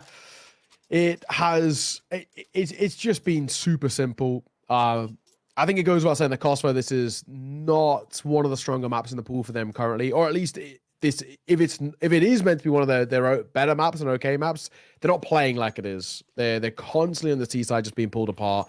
I think the big thing is that they lose the opening fights more often than not. They get isolated in a large majority of their engagements, and it's tough. Debo and Bledard will combine the two big names from that previous map combined for a killer piece. First time in a while, you've actually seen Kosovo with a numbers advantage. Yeah, and let's see if they can actually maintain it. I still feel like they're having such a hard time converting these type of scenarios here in this particular game into victories, which is weird because it was not even a thought on the first map on Dust 2. It was not even a question of whether or not they were going to power through and find a way to win those rounds. They just did it like it was nothing, but here, there's something about it that just feels a little bit off. And that can obviously slow down the confidence a bit. Suddenly, you're making a little bit more of a slow decision. Molotov is a good idea. Might be some trouble in the back line here, but Aragon, how is he get away with it? How is he alive after that? Now they're going to get him with a grenade finally, but he should have been dead already then. That's very interesting. Agil might still have a chance here, because he finds the first, and it was an open plant, but isn't to be. Nade flash, he won't clear the close angle, and Hyperi sees it off. Kosovo, a much needed third for them. I don't know if it's going to be enough, but it's better than nothing. If they make it 8-4, it's potentially doable. And it is kind of a weird situation where I still think even with 8-4, because it's then Kosovo going towards that CT side, it might not be enough. We do generally see this map as T-sided. Aragorn full blind getting that kill there never should happen. So we can say that as well as playing well, Portugal have also got a really good bit of fortune on their sides. Yes.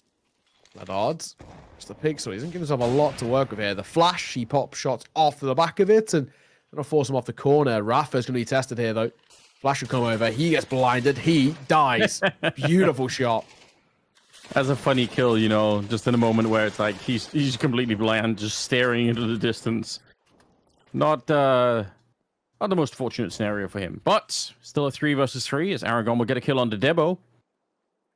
And plenty of time in the round to see if they can find more here. Bledard, did he see the gun barrel? It kind of felt like he had an idea that someone was going to be there. Oh, he just doesn't get the full kill on him. Pulls out the Tech 9 and we'll be able to close out the deal at the end, but it's getting real scary once again. 2 versus 2. Bomb making its way towards the B bomb site with Napige at a distance. Should be a fight that he just has to back on out of there, but he's going to stick around. He doesn't want to leave the bomb site, so he's being a real nuisance at the moment. Calling in Aragon to try and see if he can help. It's Dementor to get the kill on Napige before Aragon can get there, unfortunately. Didn't light the beacons early enough. Yeah. 2v1. Oh, it might not be impossible. Gets the first. Does he make the second? Oh! Aragon's going to walk away with both. How has Dementor not traded him there? On the swing. Just cannot hit the shot. And unfortunately, that sort of sums up what has been a really tough map, a really tough half in this map out from Kosovo. They've struggled to get these advantages converted. I mean, so many times post-bans haven't gone in their favor. In that instance, the numbers advantage doesn't either. 9-3. I don't know about you, Anders, but this feels like it is setting ourselves up for that third map.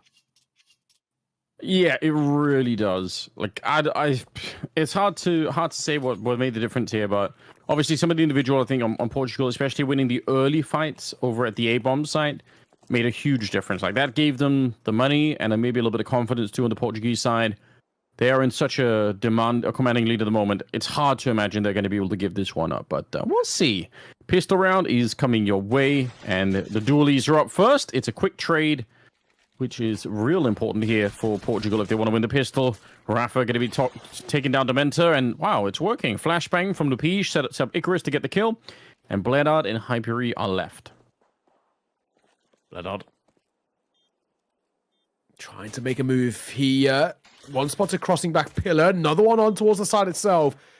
In this 2 versus 4, it just feels like there's too many bodies to fight, and Icarus and Nagil will get the last couple. So only the one casualty, which ultimately makes that pistol just look as dominant as Portugal have been throughout this map. 10 now for them. Kosovo, this is one of the few times wherever you can say, I actually don't even hate the idea on a force buy, because realistically, what have they actually got to lose? They're 10-3 down. And yeah, they actually are going to go for the force buy here. It's one of the few times where I'm like, you know what, fair enough. You need something outlandish if you want to get back into this game anyway. Yeah, that is definitely true. It's such a long road to even start to consider it here. Pistol. Nice attempt. Like you said, you need something crazy anyway, so why not try and make it around like that? It didn't work out for them. And it's 2 versus 3. Bomb. Going to be planted. They know where both those players are coming from. You could have fought it if you wanted to, but why take the risk? Portugal, why not just get the job done here? I mean, it was one-sided on Dust 2, but it might be even more one-sided here, is the truth of it. Yeah. Portugal just relentlessly beating up on them. They're 2 rounds away from winning the map. It's just been so clean. There really hasn't been a competition. It's just ultimately the truth of the matter. So, yeah, I mean, this is kind of where we've been with this entire game. Ultimately, it's felt like this since midway through the first half, where it just felt like we were, you know, killing time. Yeah, it's inevitable. We know what the end is going to be. It feels like, and it's not stopping anytime soon. Agil will get the opener. Debo quick trade with the MP9, but then at range, you just can't compete against an AK-47 when you got an MP9. So Portugal take the numbers in their favor, and now no ability to trade.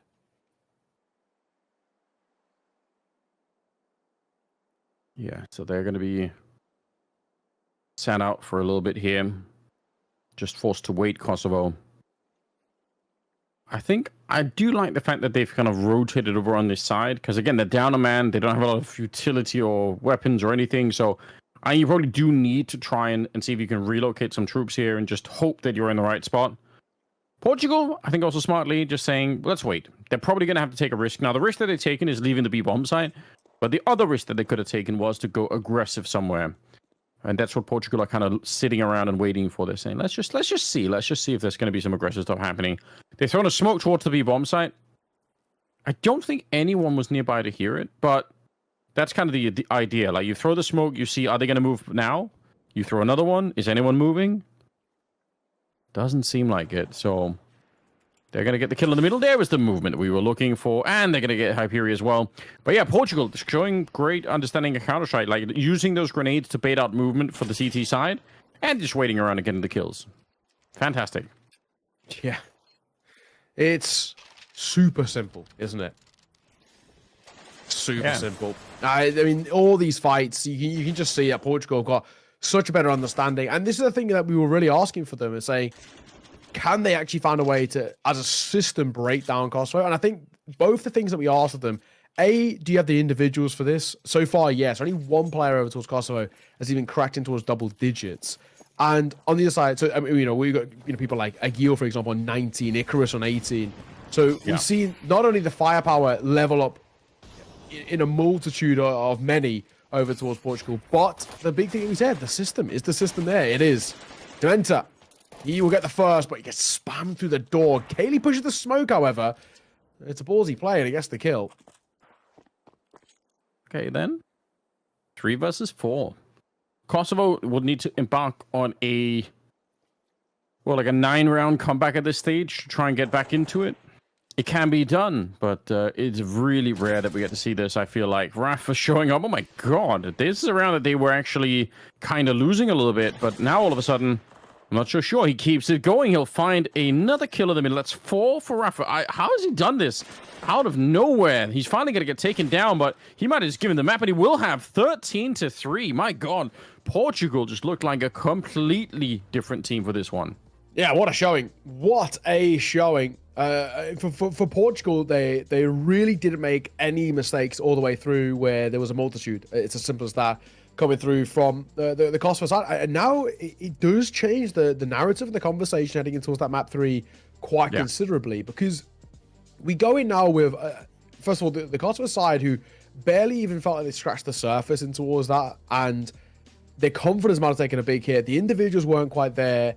And it makes you wonder and hope that, they're not just the side who can only play those puggier maps like the Dust 2s, for example, where, maps where you have to maybe play off each other a little bit more, like your Anubis, like your Ancient, for example, could be a bit of a weakness for them. But credit to Portugal, map number 1 wasn't the prettiest. They really didn't offer us a hell of a lot of talking points. They got 7 rounds, but they weren't exactly anything that changed how that game felt at any point. That was a completely different showing, and if they can bring that sort of level, I mean, even if you think about it, the best of what we've seen out from Kosovo and the best of what we've seen out from Portugal, I would say what Portugal showed there might actually be enough, even if we got the best of both in towards that 3rd map. Yeah, it's possible. Like, I think it was really impressive. Great work put into this game. A lot of really smart decisions along the way. And it's also always good to prove that you can have a bad start to a series, come back again. Like, you're going to go into the 3rd map feeling a hell of a lot better. Kosovo, I would say they executed the first many rounds, especially towards that A-bomb side, with the same level of confidence, just not the same effect. Like, the output was there, like the outcome was super different. So yeah, super well done. Portugal just blazing through this map is so quick. I can't even believe it. I feel like we just got started on Anubis, but it's already over with. So the final map is going to be the real testing ground here for the 2 teams. I don't know who's going to come out on top of this one. I feel like Kosovo are probably going to come back with the same confidence that they had on map 1 and 2. Like, I think they're just going to try and do more of the same.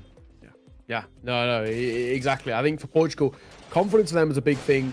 And when Kosovo lost it early in towards that game, you can see where that kind of maybe lack of flaw as much of that kind of that skill flaw really came back to bite them a bit.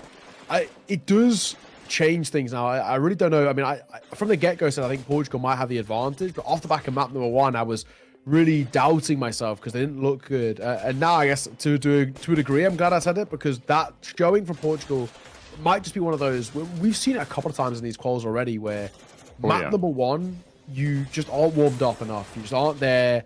it takes you a little bit of time to get in towards the game and understand how to play against your opponents. And then map 2 and 3, you're able to pull off this reverse sweep because you know what you're coming against. You finally warmed up a little bit, and that's what it felt like for Portugal. They were a different beast in towards map number 2, and I would always say is that fundamentally Anubis and Ancient play more similarly to each other than the likes of Dust 2, for example. So advantaging in the core potentially a little bit over towards the side of Portugal. However, I know this is a map that KOSOVO do play as a team a little bit as well, so that could potentially help them. But we're gonna have to see. We've got a break coming up before we head in towards that map number 3, but you don't want to miss it. Sit tight. See you soon.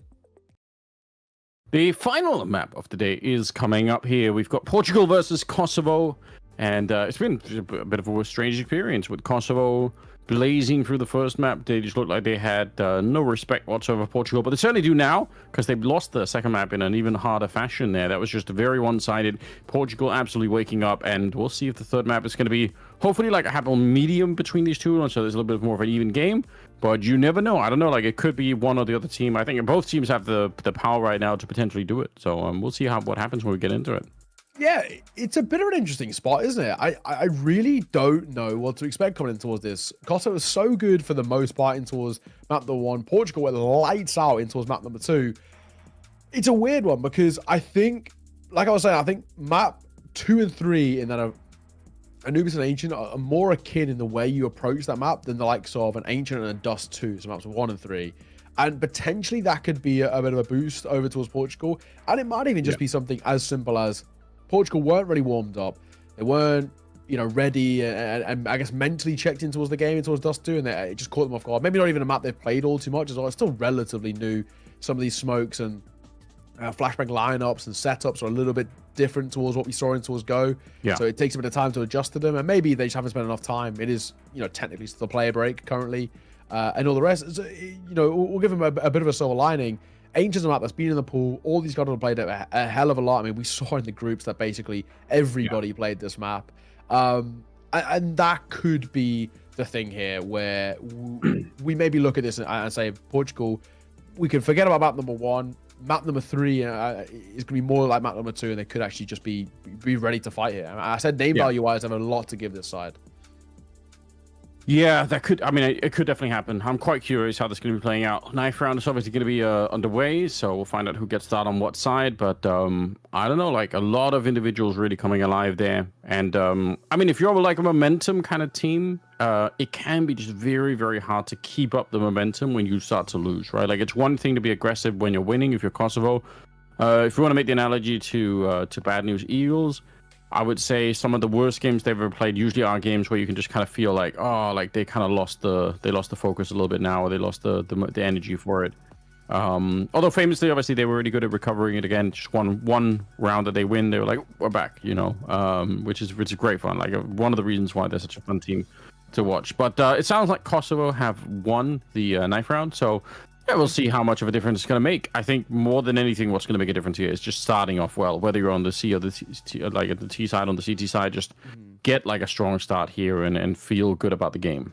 My assumption would be CT. Yes, most teams actually still, even despite those T side changes, they still prefer to start on that CT side. You feel a little bit more comfortable on Ancient. It gives you more control over the tempo and the pace of the game a little bit in that sense. So I can sort of understand it. Portugal grouping up via A main. Shadows betray you here is the big thing. Yeah, those floodlights are scary. Incendiary goes down, and they're still trying to see if they can push their way through. A lot of trades.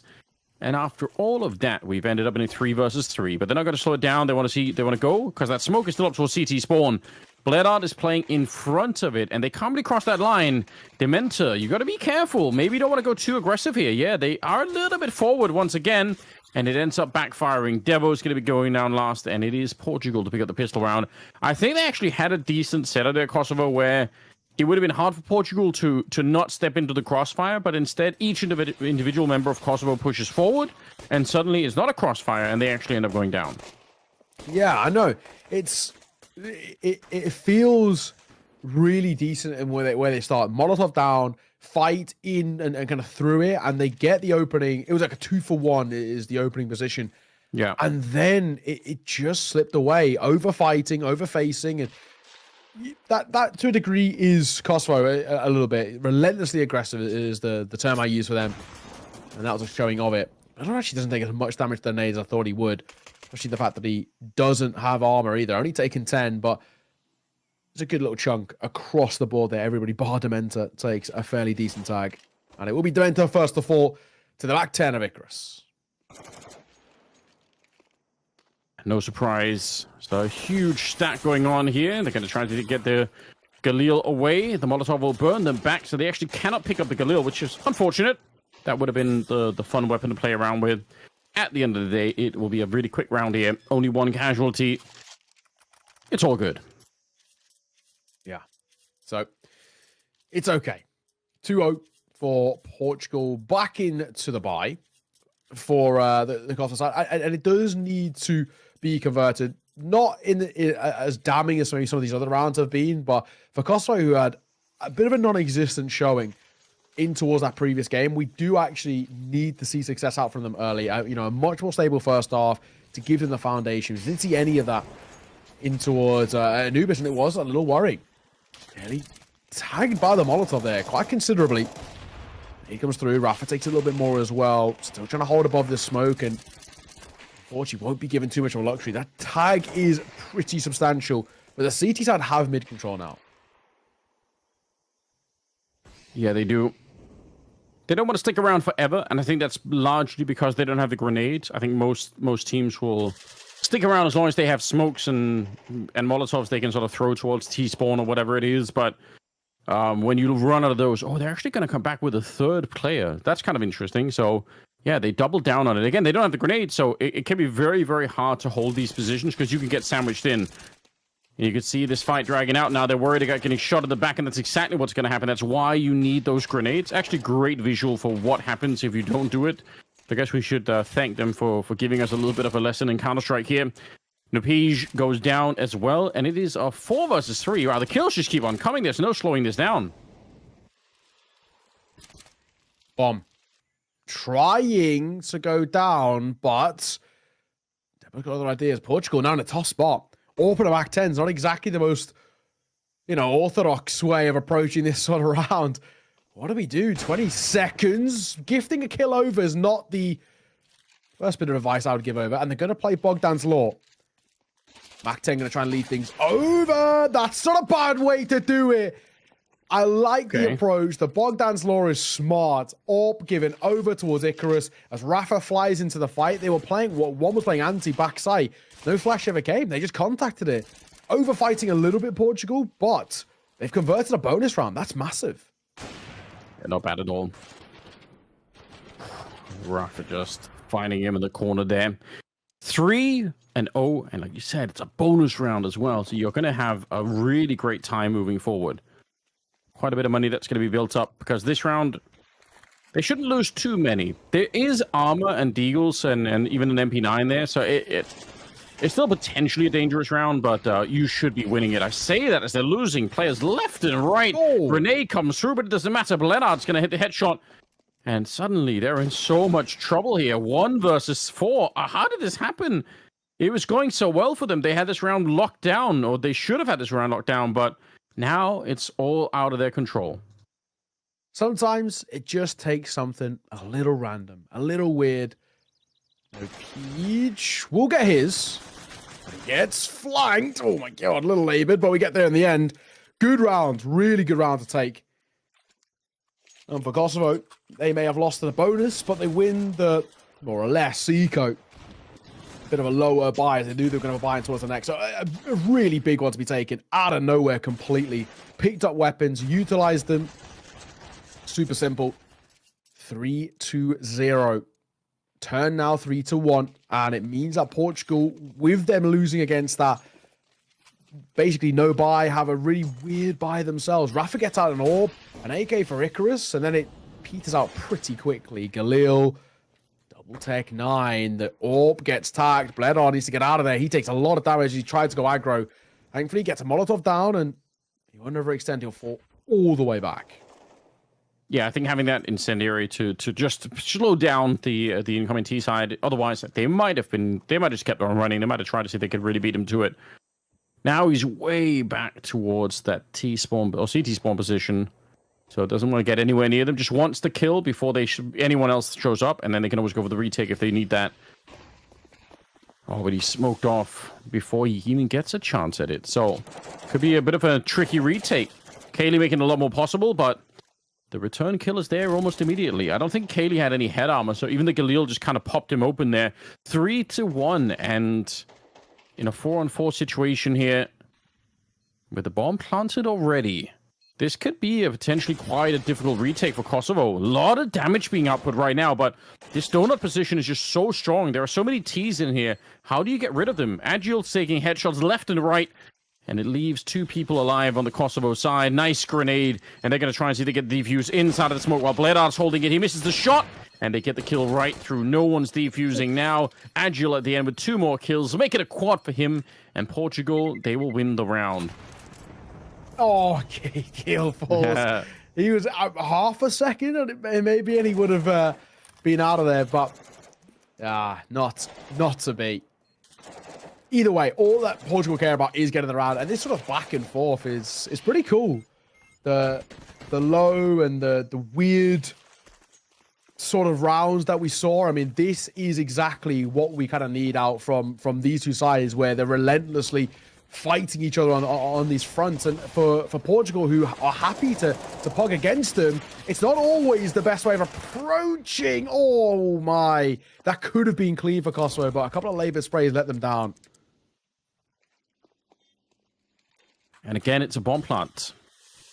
Lepige in an exceedingly powerful position, whether it's the player that's coming through here, Hyperi, or it's the other 2 coming out of the cave. Lepige's position is just really, really annoying to them. They have 1 Molotov, 1 smoke, so they can try and burn him out back here, but it's not going to be easy. Yeah, the incendiary doesn't really do what they needed to. He's still back here and being a real nuisance. Agile goes down, but there's going to be a kill for Rafa as well, and there's Lepige, and that's the only kill they needed to get. Now, Bledard, he shouldn't have any chance of it. He was trying to pick up the kid in the back corner there, but he gets taken down. Portugal continue their reign of terror and pick up another round. Yeah, this is cool. This is really cool. I mean, there was a real moment there, though, where I actually think Kosovo could have won that round by getting 3 or 4 tools round. They only got 2, and because they got traded out, they panicked a little bit in the spray, and it cost them. Good flank from the MAC-10 coming through via ramp, but that round, I think, off the bomb going down alone, felt done. These rounds have felt close, but the scoreline isn't. It's still 5-1, and the money is broken towards Kosovo. So should, in theory, be 6. I mean, the one thing that might change things, of course, is that we have seen them lose to these slightly lesser buys. Are they tempted? I wasn't sure if they were tempted to pop flash through the smoke to fight here. They might. Yeah, they will. Pop flash comes through. There's support. Look who's here. 2. Icarus made that 3. No, denied by Kaylee's Deagle. That's quite the impressive 180 for Kaylee there. Would have bet a lot of money that he wasn't going to be able to do that, but well done. Molotov here. Dementa steps in front of it, takes a little bit of damage. But the next kill, I mean, even the 1 might not even be enough here. Dementa goes down, and again, Portugal in the driving seat. They picked up an AK, they picked up a Galil. Tragically, might just be better to save these. You don't have the kit. I don't see you retaking this one. Good shot there. But again, all the work is ahead of them. A lot of damage here. Agile. He's well aware that someone could be coming from the ramp, but he's got his teammate Lepige ready, crouched in the corner. They give up the AK, and they very nearly give up the Galil as well. Either way, Portugal continuing 6-1 now in their favor. And Kosovo just not getting on their feet at the moment. They're actually getting beat up. It's tough. And I can give Kosovo a bit of credit in the sense of the way they're trying to approach it. They're still staying true to their guns of let's fight. Let's try and be super aggro. And in that sort of a buy, I don't hate it. They make it a little bit close. And I always think firepower is going to be the difference maker. But 6 already for Portugal out of 7 rounds played. It is still pretty scary. It's still a really concerning point that we're in, where I think for Kosovo, if they allow Portugal to get even 2 more rounds of this T side out of the many more that we have to play out, it could be... It feels could be bad. a tough one. Yeah, it actually could be over before it even actually begins, really. And this is what I was saying. Anubis is more akin to Ancient than Dust 2 is. Dust 2, you approach it completely differently to the way you approach Anubis and Ancient. And this is the issue. I mean, Mirage and Dust 2, or Inferno Dust 2, yes, those maps are played similar. But yeah, Ancient and Anubis are in their own little category where you can pug it. But if you are a puggy side who come against a team with good composition, or vice versa, depending on the day, you can just get completely killed. Grenade up. Oh, Dementa, he wanted to run through. I appreciate it. Again, you've got to admire the confidence of the Kosovo side. You're getting beat up really badly, but you're trying to make these super aggressive plays to try and get the team back into it. Debo, he's found a kill there. I'm not even sure how. It felt like he got dropped so low at the beginning of that fight, but somehow they couldn't find another bullet on him. So rotation heavily towards the B bomb side for Kosovo. They're ready to fight if anyone shows up, but Portugal are slowing it down. Taking the time. They still got over a minute left, so they don't want to rush into anything. And that time has now meant that Kosovo said, wait a minute, maybe they're not coming B at all. We should rotate back, and that might be a tactical mistake that could cost them the round here.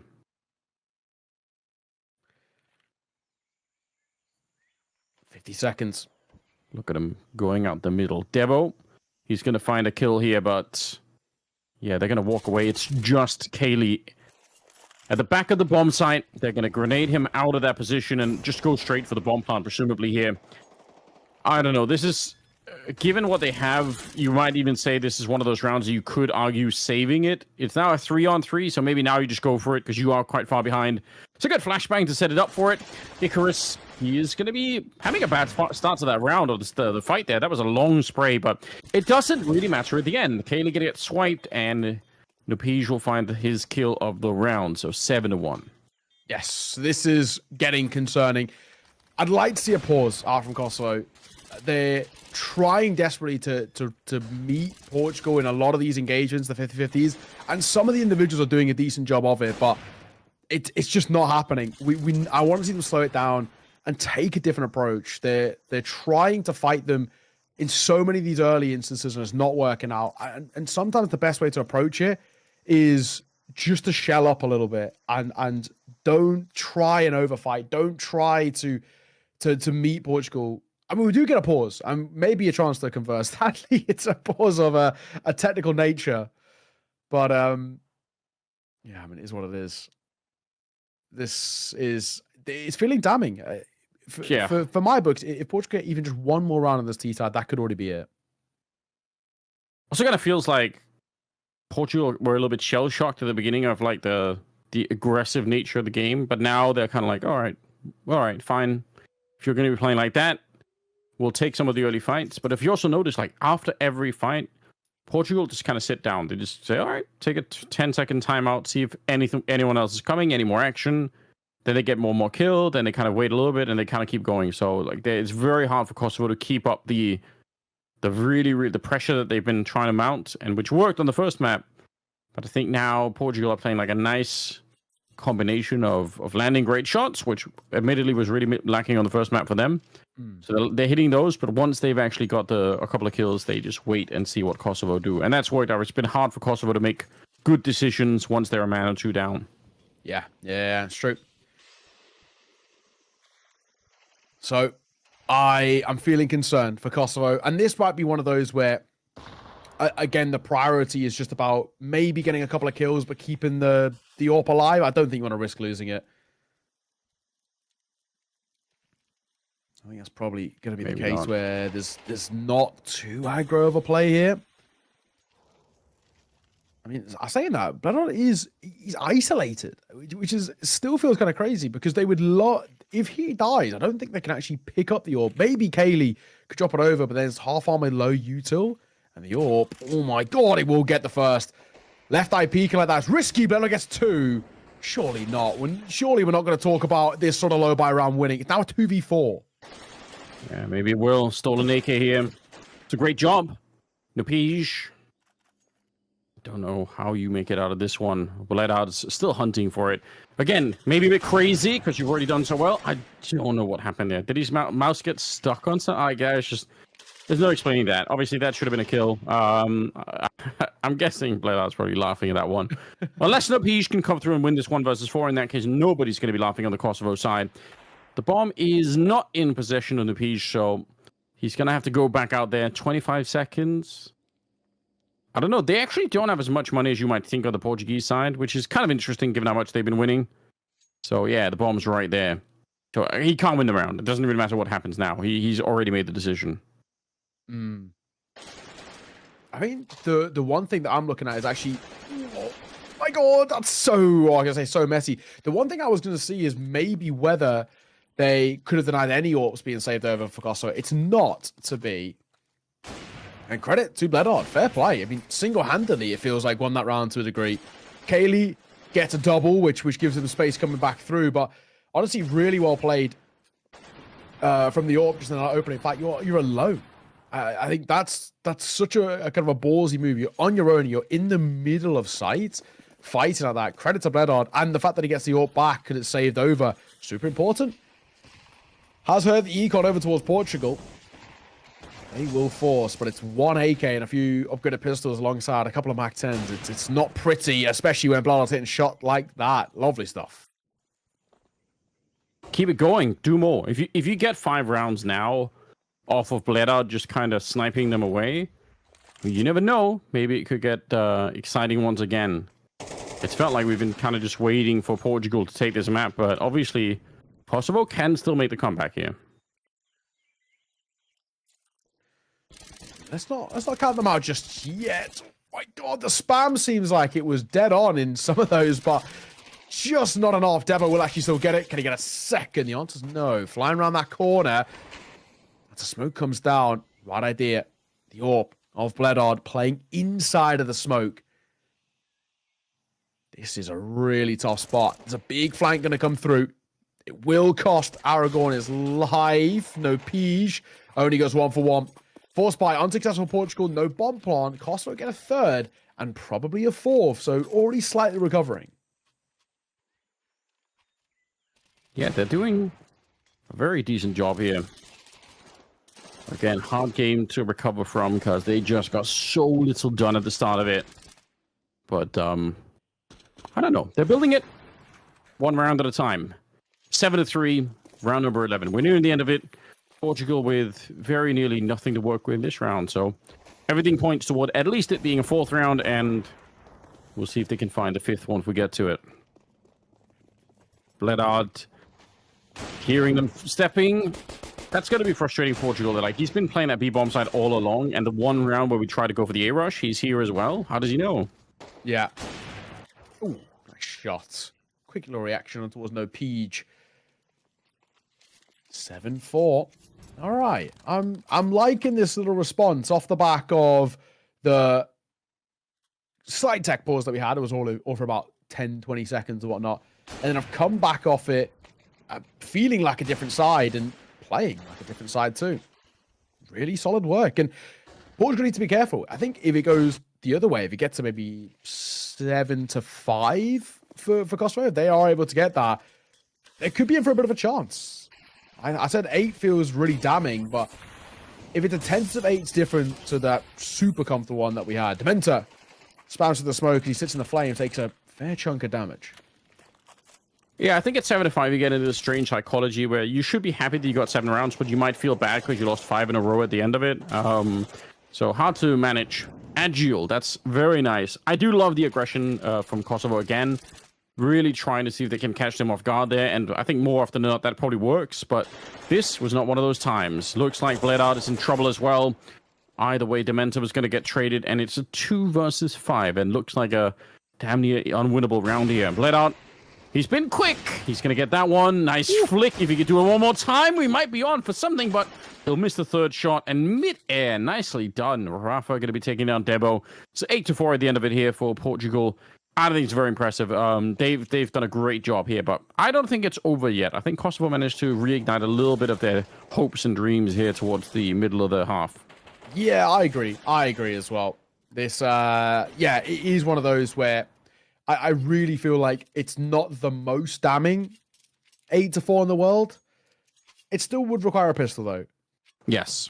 I think without a pistol, I think they're probably still in a semi-traumatic space where if Portugal find it, they die a bomb plant and find it too. It could even mean Portugal getting up to 10, and yeah, that's a tough spot. Oh, yeah. Well, here we go. It's going to be really quick. One player in the middle for the T side. The rest are rushing to B bomb site. Oh, and it's worked unbelievably well. They lose nobody. You see the flashes on the last couple of players there going down. So very few grenades, but just quick, determined here. You see, yeah, these are the flashes we're talking about. Even if some of the T players also got flashed, at the end of the day, it doesn't really matter. Good job, and Kosovo. Wow, this is getting interesting. It is, and we're in a position now. It's 8-5, probably going to be, well, is it probably going to be 6? But because Portugal up to the force buy here, this is, for me, super risky. You lose his force buy, and Kosovo could make it a one-round game, more or less, because the next round's an eco too. This is a big call to make, a big decision. They've gambled 4 via A, and so far it doesn't seem to be the right choice. And the fact that Aragorn's dead now as well, most definitely probably isn't.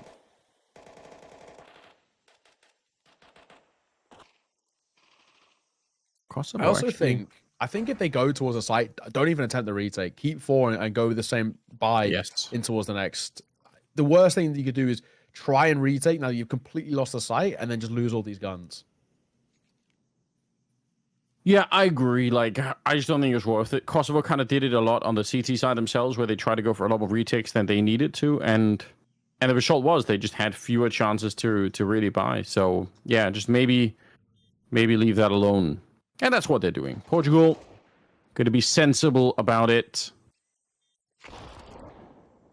And 4 versus 5 here. All right, Icarus goes down, so the hunt is on a little bit. Curious that it's the Galil hunting and not the Mac 10 here for Dementor. I mean, he probably is somewhere, but sending Galil out alone, I guess, could be a bit of a risk. Wow, they are absolutely cleaning up the map here. Rafa is going to be wondering, like, we're so far away, and still you show up. They don't get a single kill. Wow. Yeah. I mean, they get slightly hunted there, which I think is the good call. But if you're going to go for those, you really have to just try it. The big thing is staying alive. The no trades is the issue. So that force buy was all for nothing. I don't ever like that force buy, no matter more or less the situation. But that's a prime example of why I hate it. Because Portugal, they forced in there and they lost it, right? They were going to lose whatever the buy was going to be more or less anyway.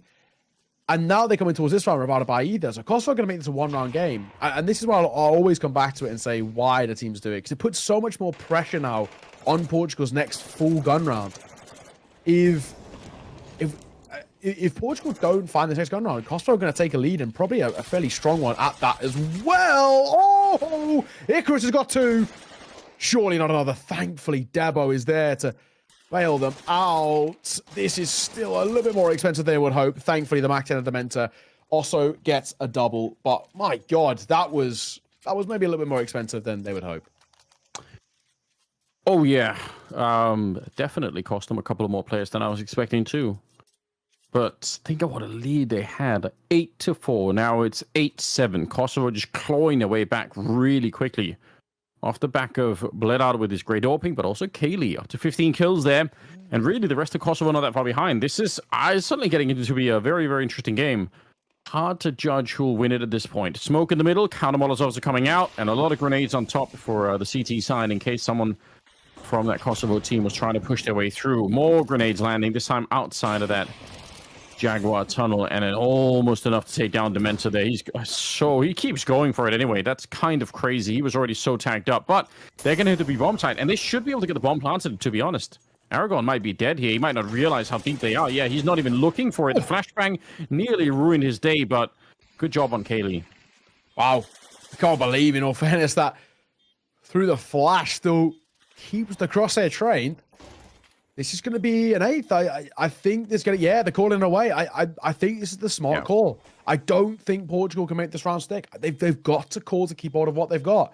And I'll come back to it. Why, when teams force buy into that CT side after losing the pistol, it puts so much pressure on your gun round, and it forced them to not even give a 4v4 retake a go. I mean, this is Kosovo, who are really rolling with it right now. They look like a clean side. They're playing good Counter-Strike, and they're not even doing anything too outlandish. They're grouping up together, playing as a bit of a pack, and it's working. As simple as that. At 8-all, Portugal, I mean, the one saving grace they have is the fact that they did save everything. So they do just go that exact same buy straight back in. But a crazy, crazy one, all in all. This is where Portugal are losing quite a bit of control here. Yeah, the comeback has been magnificent, really. They need to find a way to cool this down, and preferably right now. This is out of control. 8-8. Portugal have 1 AK on their side, M4s and the AWP on Rafa, but yeah, this is somehow they just lost the grip of it here. Kosovo, they're right back in the game. A little bit of a timeout. I guess we'll see what that's about, but yeah, I'm getting a bit worried. Portugal, they were winning so hard, like it wasn't even a question at all, and now here we are. I mean, even if you think about it, bar those last couple of rounds at the tail end of the half, it was a bit of a no contest, and it shows what we were saying, where there was a little bit of form, just a tiny bit of form, out from Kosovo at the tail end of the half that feels like it spiraled into such positivity coming through, and now a super concerning spot. That's a chunky nade. Icarus gets it twice, but he gets a chunky nade of his own off. Up. So Misto's Rafa up close. He's going to get it. He might even get a second as well. He pulls off the angle. So Debo takes donut control. How much is that going to help? 5 versus 3 right here. Setting up a smoke. No one's nearby on the T side, but it's up to Kosovo to make a move right now. Obviously, they're hoping that it's going to be Portugal. But to be honest, Portugal have played all their CT sides like this. You don't see them rushing out aggressively. So I don't think waiting around for a long time here is going to give them any easy kills. I think at this stage, it's Portugal have just said, just wait. Oh, well, there we go. Not an easy kill, but it's Debo back with that absurd aim of his. Nice peek coming out. Bledard goes for the kill. And suddenly it's a 3 versus 3. That's not bad at all. Bomb being delivered to the bomb site as we speak. And there's nobody there that can stop it. They might actually have this round card. That'd be heartbreaking for Portugal. A 5 versus 3. If you can't win this one, that sends a really bad signal for the rest of it.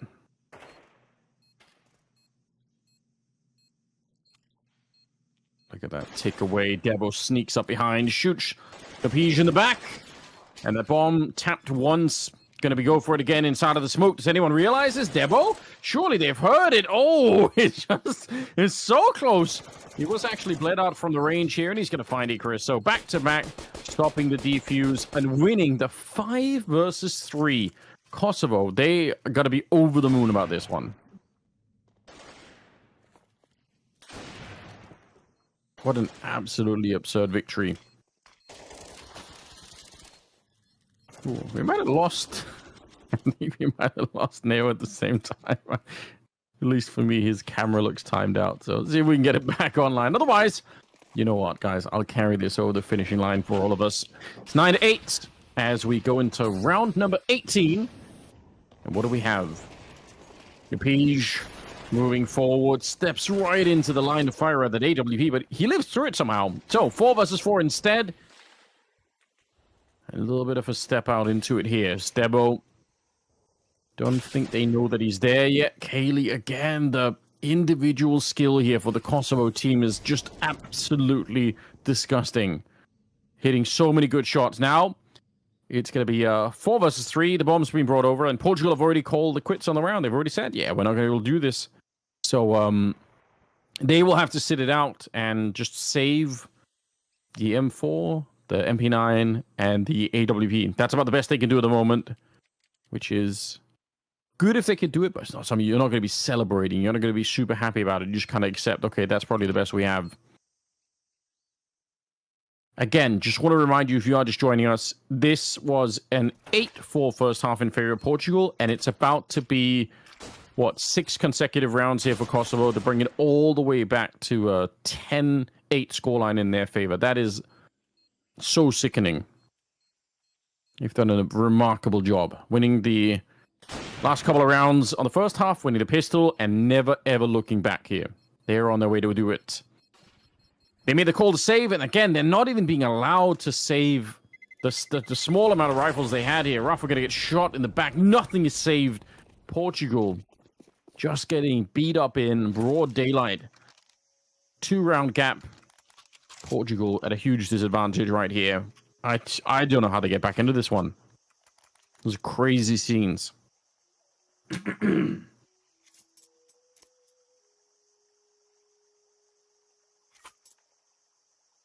Round number 19. And let's see how this one plays out. They did go for kind of a alternative, I say, like half buy here. MP9s, do the one M4, Hero M4 for Agile. I think they're just getting very, very desperate. Napij, oh, that should have been a kill. I think he deserved that. Such a long spray. Didn't work out. Bledard gets one, and they blew up with the bomb. The round's lost already. It's already done. Bomb going to get planted. Again, the only question is whether or not Portugal will be allowed to save even anything going forward here, or if they're going to get blown up almost immediately. No news on where Nair was gone either, but I'm guessing it just his internet's probably died. So hopefully that means he can get back. That is great fun. Yeah, well, we've had plenty of players disconnecting. Why not have it be one of the casters as well? 11-8 is the scoreline, ladies and gentlemen. We're running into round number 20, and there's no stopping Kosovo. They just can't lose these fights right now. Everything going their way. They're 2 rounds away from picking this up. From 8-4 to 8-11 now. Just hardly anything they've had to say. It's Kaylee, it's Debo, it's Bledard. The 3 players that are in the vanguard right now for Kosovo, just keeping it going. Decent grenades this time for Portugal. They've smoked off the doors outside of B. And they've taken a bit of mid-control, which, again, they can't really keep forever. But, again, it gives a little bit of space. Napij, what have you got for us? He's playing a bit alone. I do like this, but for once, Kosovo are actually playing a more defensive game. Yeah. Debo playing out there on his own. And a 5 versus 5 still. A minute on the clock here. They're going to be moving forward to try and attack Icarus over at the A-bomb site. Smoke's going up in front. Probably going to be a Molotov of some kind landing behind those boxes, so don't think he'll be very safe there for long. More flashes are coming through. All right, he'll get the kill and then fall back in towards Donut to try and escape. What do you got for us? Gonna be a tough post spawn just because of numbers alone. There's a bit of util. Is up, keeping them at bay, but no util to work with for Portugal is the one issue I have here. They're going to have to fight retakes here. Still, yeah, I mean, this is so... can't even get in towards a post spawn. Never mind a retake, to be perfectly honest. They don't have any more choices, right? They've lost like 7 rounds in a row. They can't get anything done. Bomb being attempted. Okay. Slowed down for a minute. A lot of chaos now breaking out on the site. Icarus will find it. And wow, the first round, finally, they managed to pick it up. And we'll find it. Round number 9, again, it was 8-4 at one point in their favor. So nice little round here as they try to slow the chaos down. I think it just showcases just how strong Kosovo can be when they continue chaining rounds together and they continue putting just that kind of snowball effect into place. They're a side who are very momentum heavy, whether that's for better or for worse. We saw for worse in towards map number 2. We'll see for better now. I mean, for Portugal that time, the gamble call works for them. Chris swinging a find. So just as we were talking positively about Kosovo, maybe if Portugal go 2 rounds in a row, potentially that could reignite the flame on the CT side. Opening kill for them. Debo trying desperately to get a bit of control. It's just information. Not being given a lot. And Aragorn going to deliver another 2. 3 versus 5 here. All right. I don't know what made the difference. I don't know what changed it, but Portugal seemed to be saying, oh, okay, we need to step it up now. I can't imagine either the embarrassment of having such a huge lead and just completely disappearing from the game. So I bet they want to have a little bit of a say. Nice. Right next to the fire and the smoke, it's Agile to pick up the kill. 5 versus 2 here. This run seems like it's a bit of a lock. Agile keeps it going. Spots out Debo as well. He can wait for his teammates, or he could just try to play a little bit more chest out. But yeah, he was waiting around. I like that. Smart play. Decent stuff. We're up to double digits. And at least for now, we're feeling okay about how things are maybe taking a bit of a turn for the better for Portugal. Still is an area where for Kosovo, buying back in is going to be fine for this round, next round, maybe even all the way up to 24. So I don't think we can talk about Portugal breaking the economy or those sort of buzz terms that we like to say. Generally speaking, we're looking at this and saying, this is actually about can Portugal win outright gun round on the CT side, something that has eluded them. Like you said, it obviously was 8-4, and this resurgence that came through from Kosovo was so strong. But momentum heavy, whether it's for better or for worse, is the phrase I'll keep here. And for Kosovo, that's 2 rounds in a row lost. And when things do get a little tougher, they do at times, maybe not desperate to put rounds on the board, but they overfight and they're a little bit overzealous in some of these situations. And that's somewhere where Portugal can really try and expose them. It's a bit of a slower game out for Aragorn, but if he can pick up his form towards the tail end, then maybe a chance.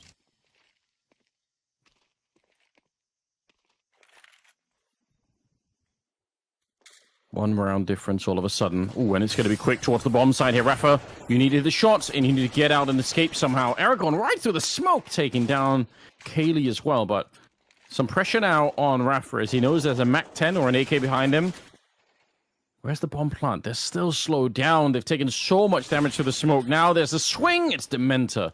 He's going to be able to get the job done. So 3 on 3. They're very low on the Kosovo side here.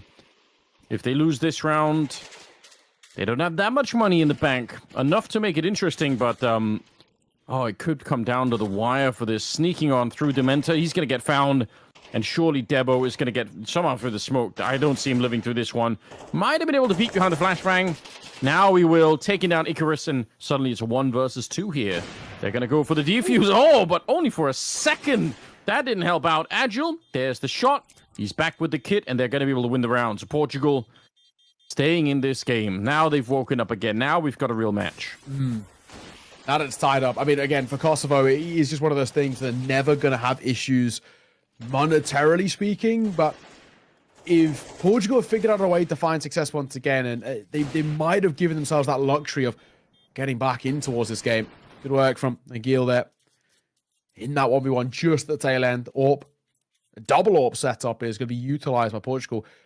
This could be an interesting decision that might even come back to bite them. If Kosovo try and go quick, double AWPing is where particularly those snipers could actually be caught potentially a little bit off guard. Agil can hold for the shadows.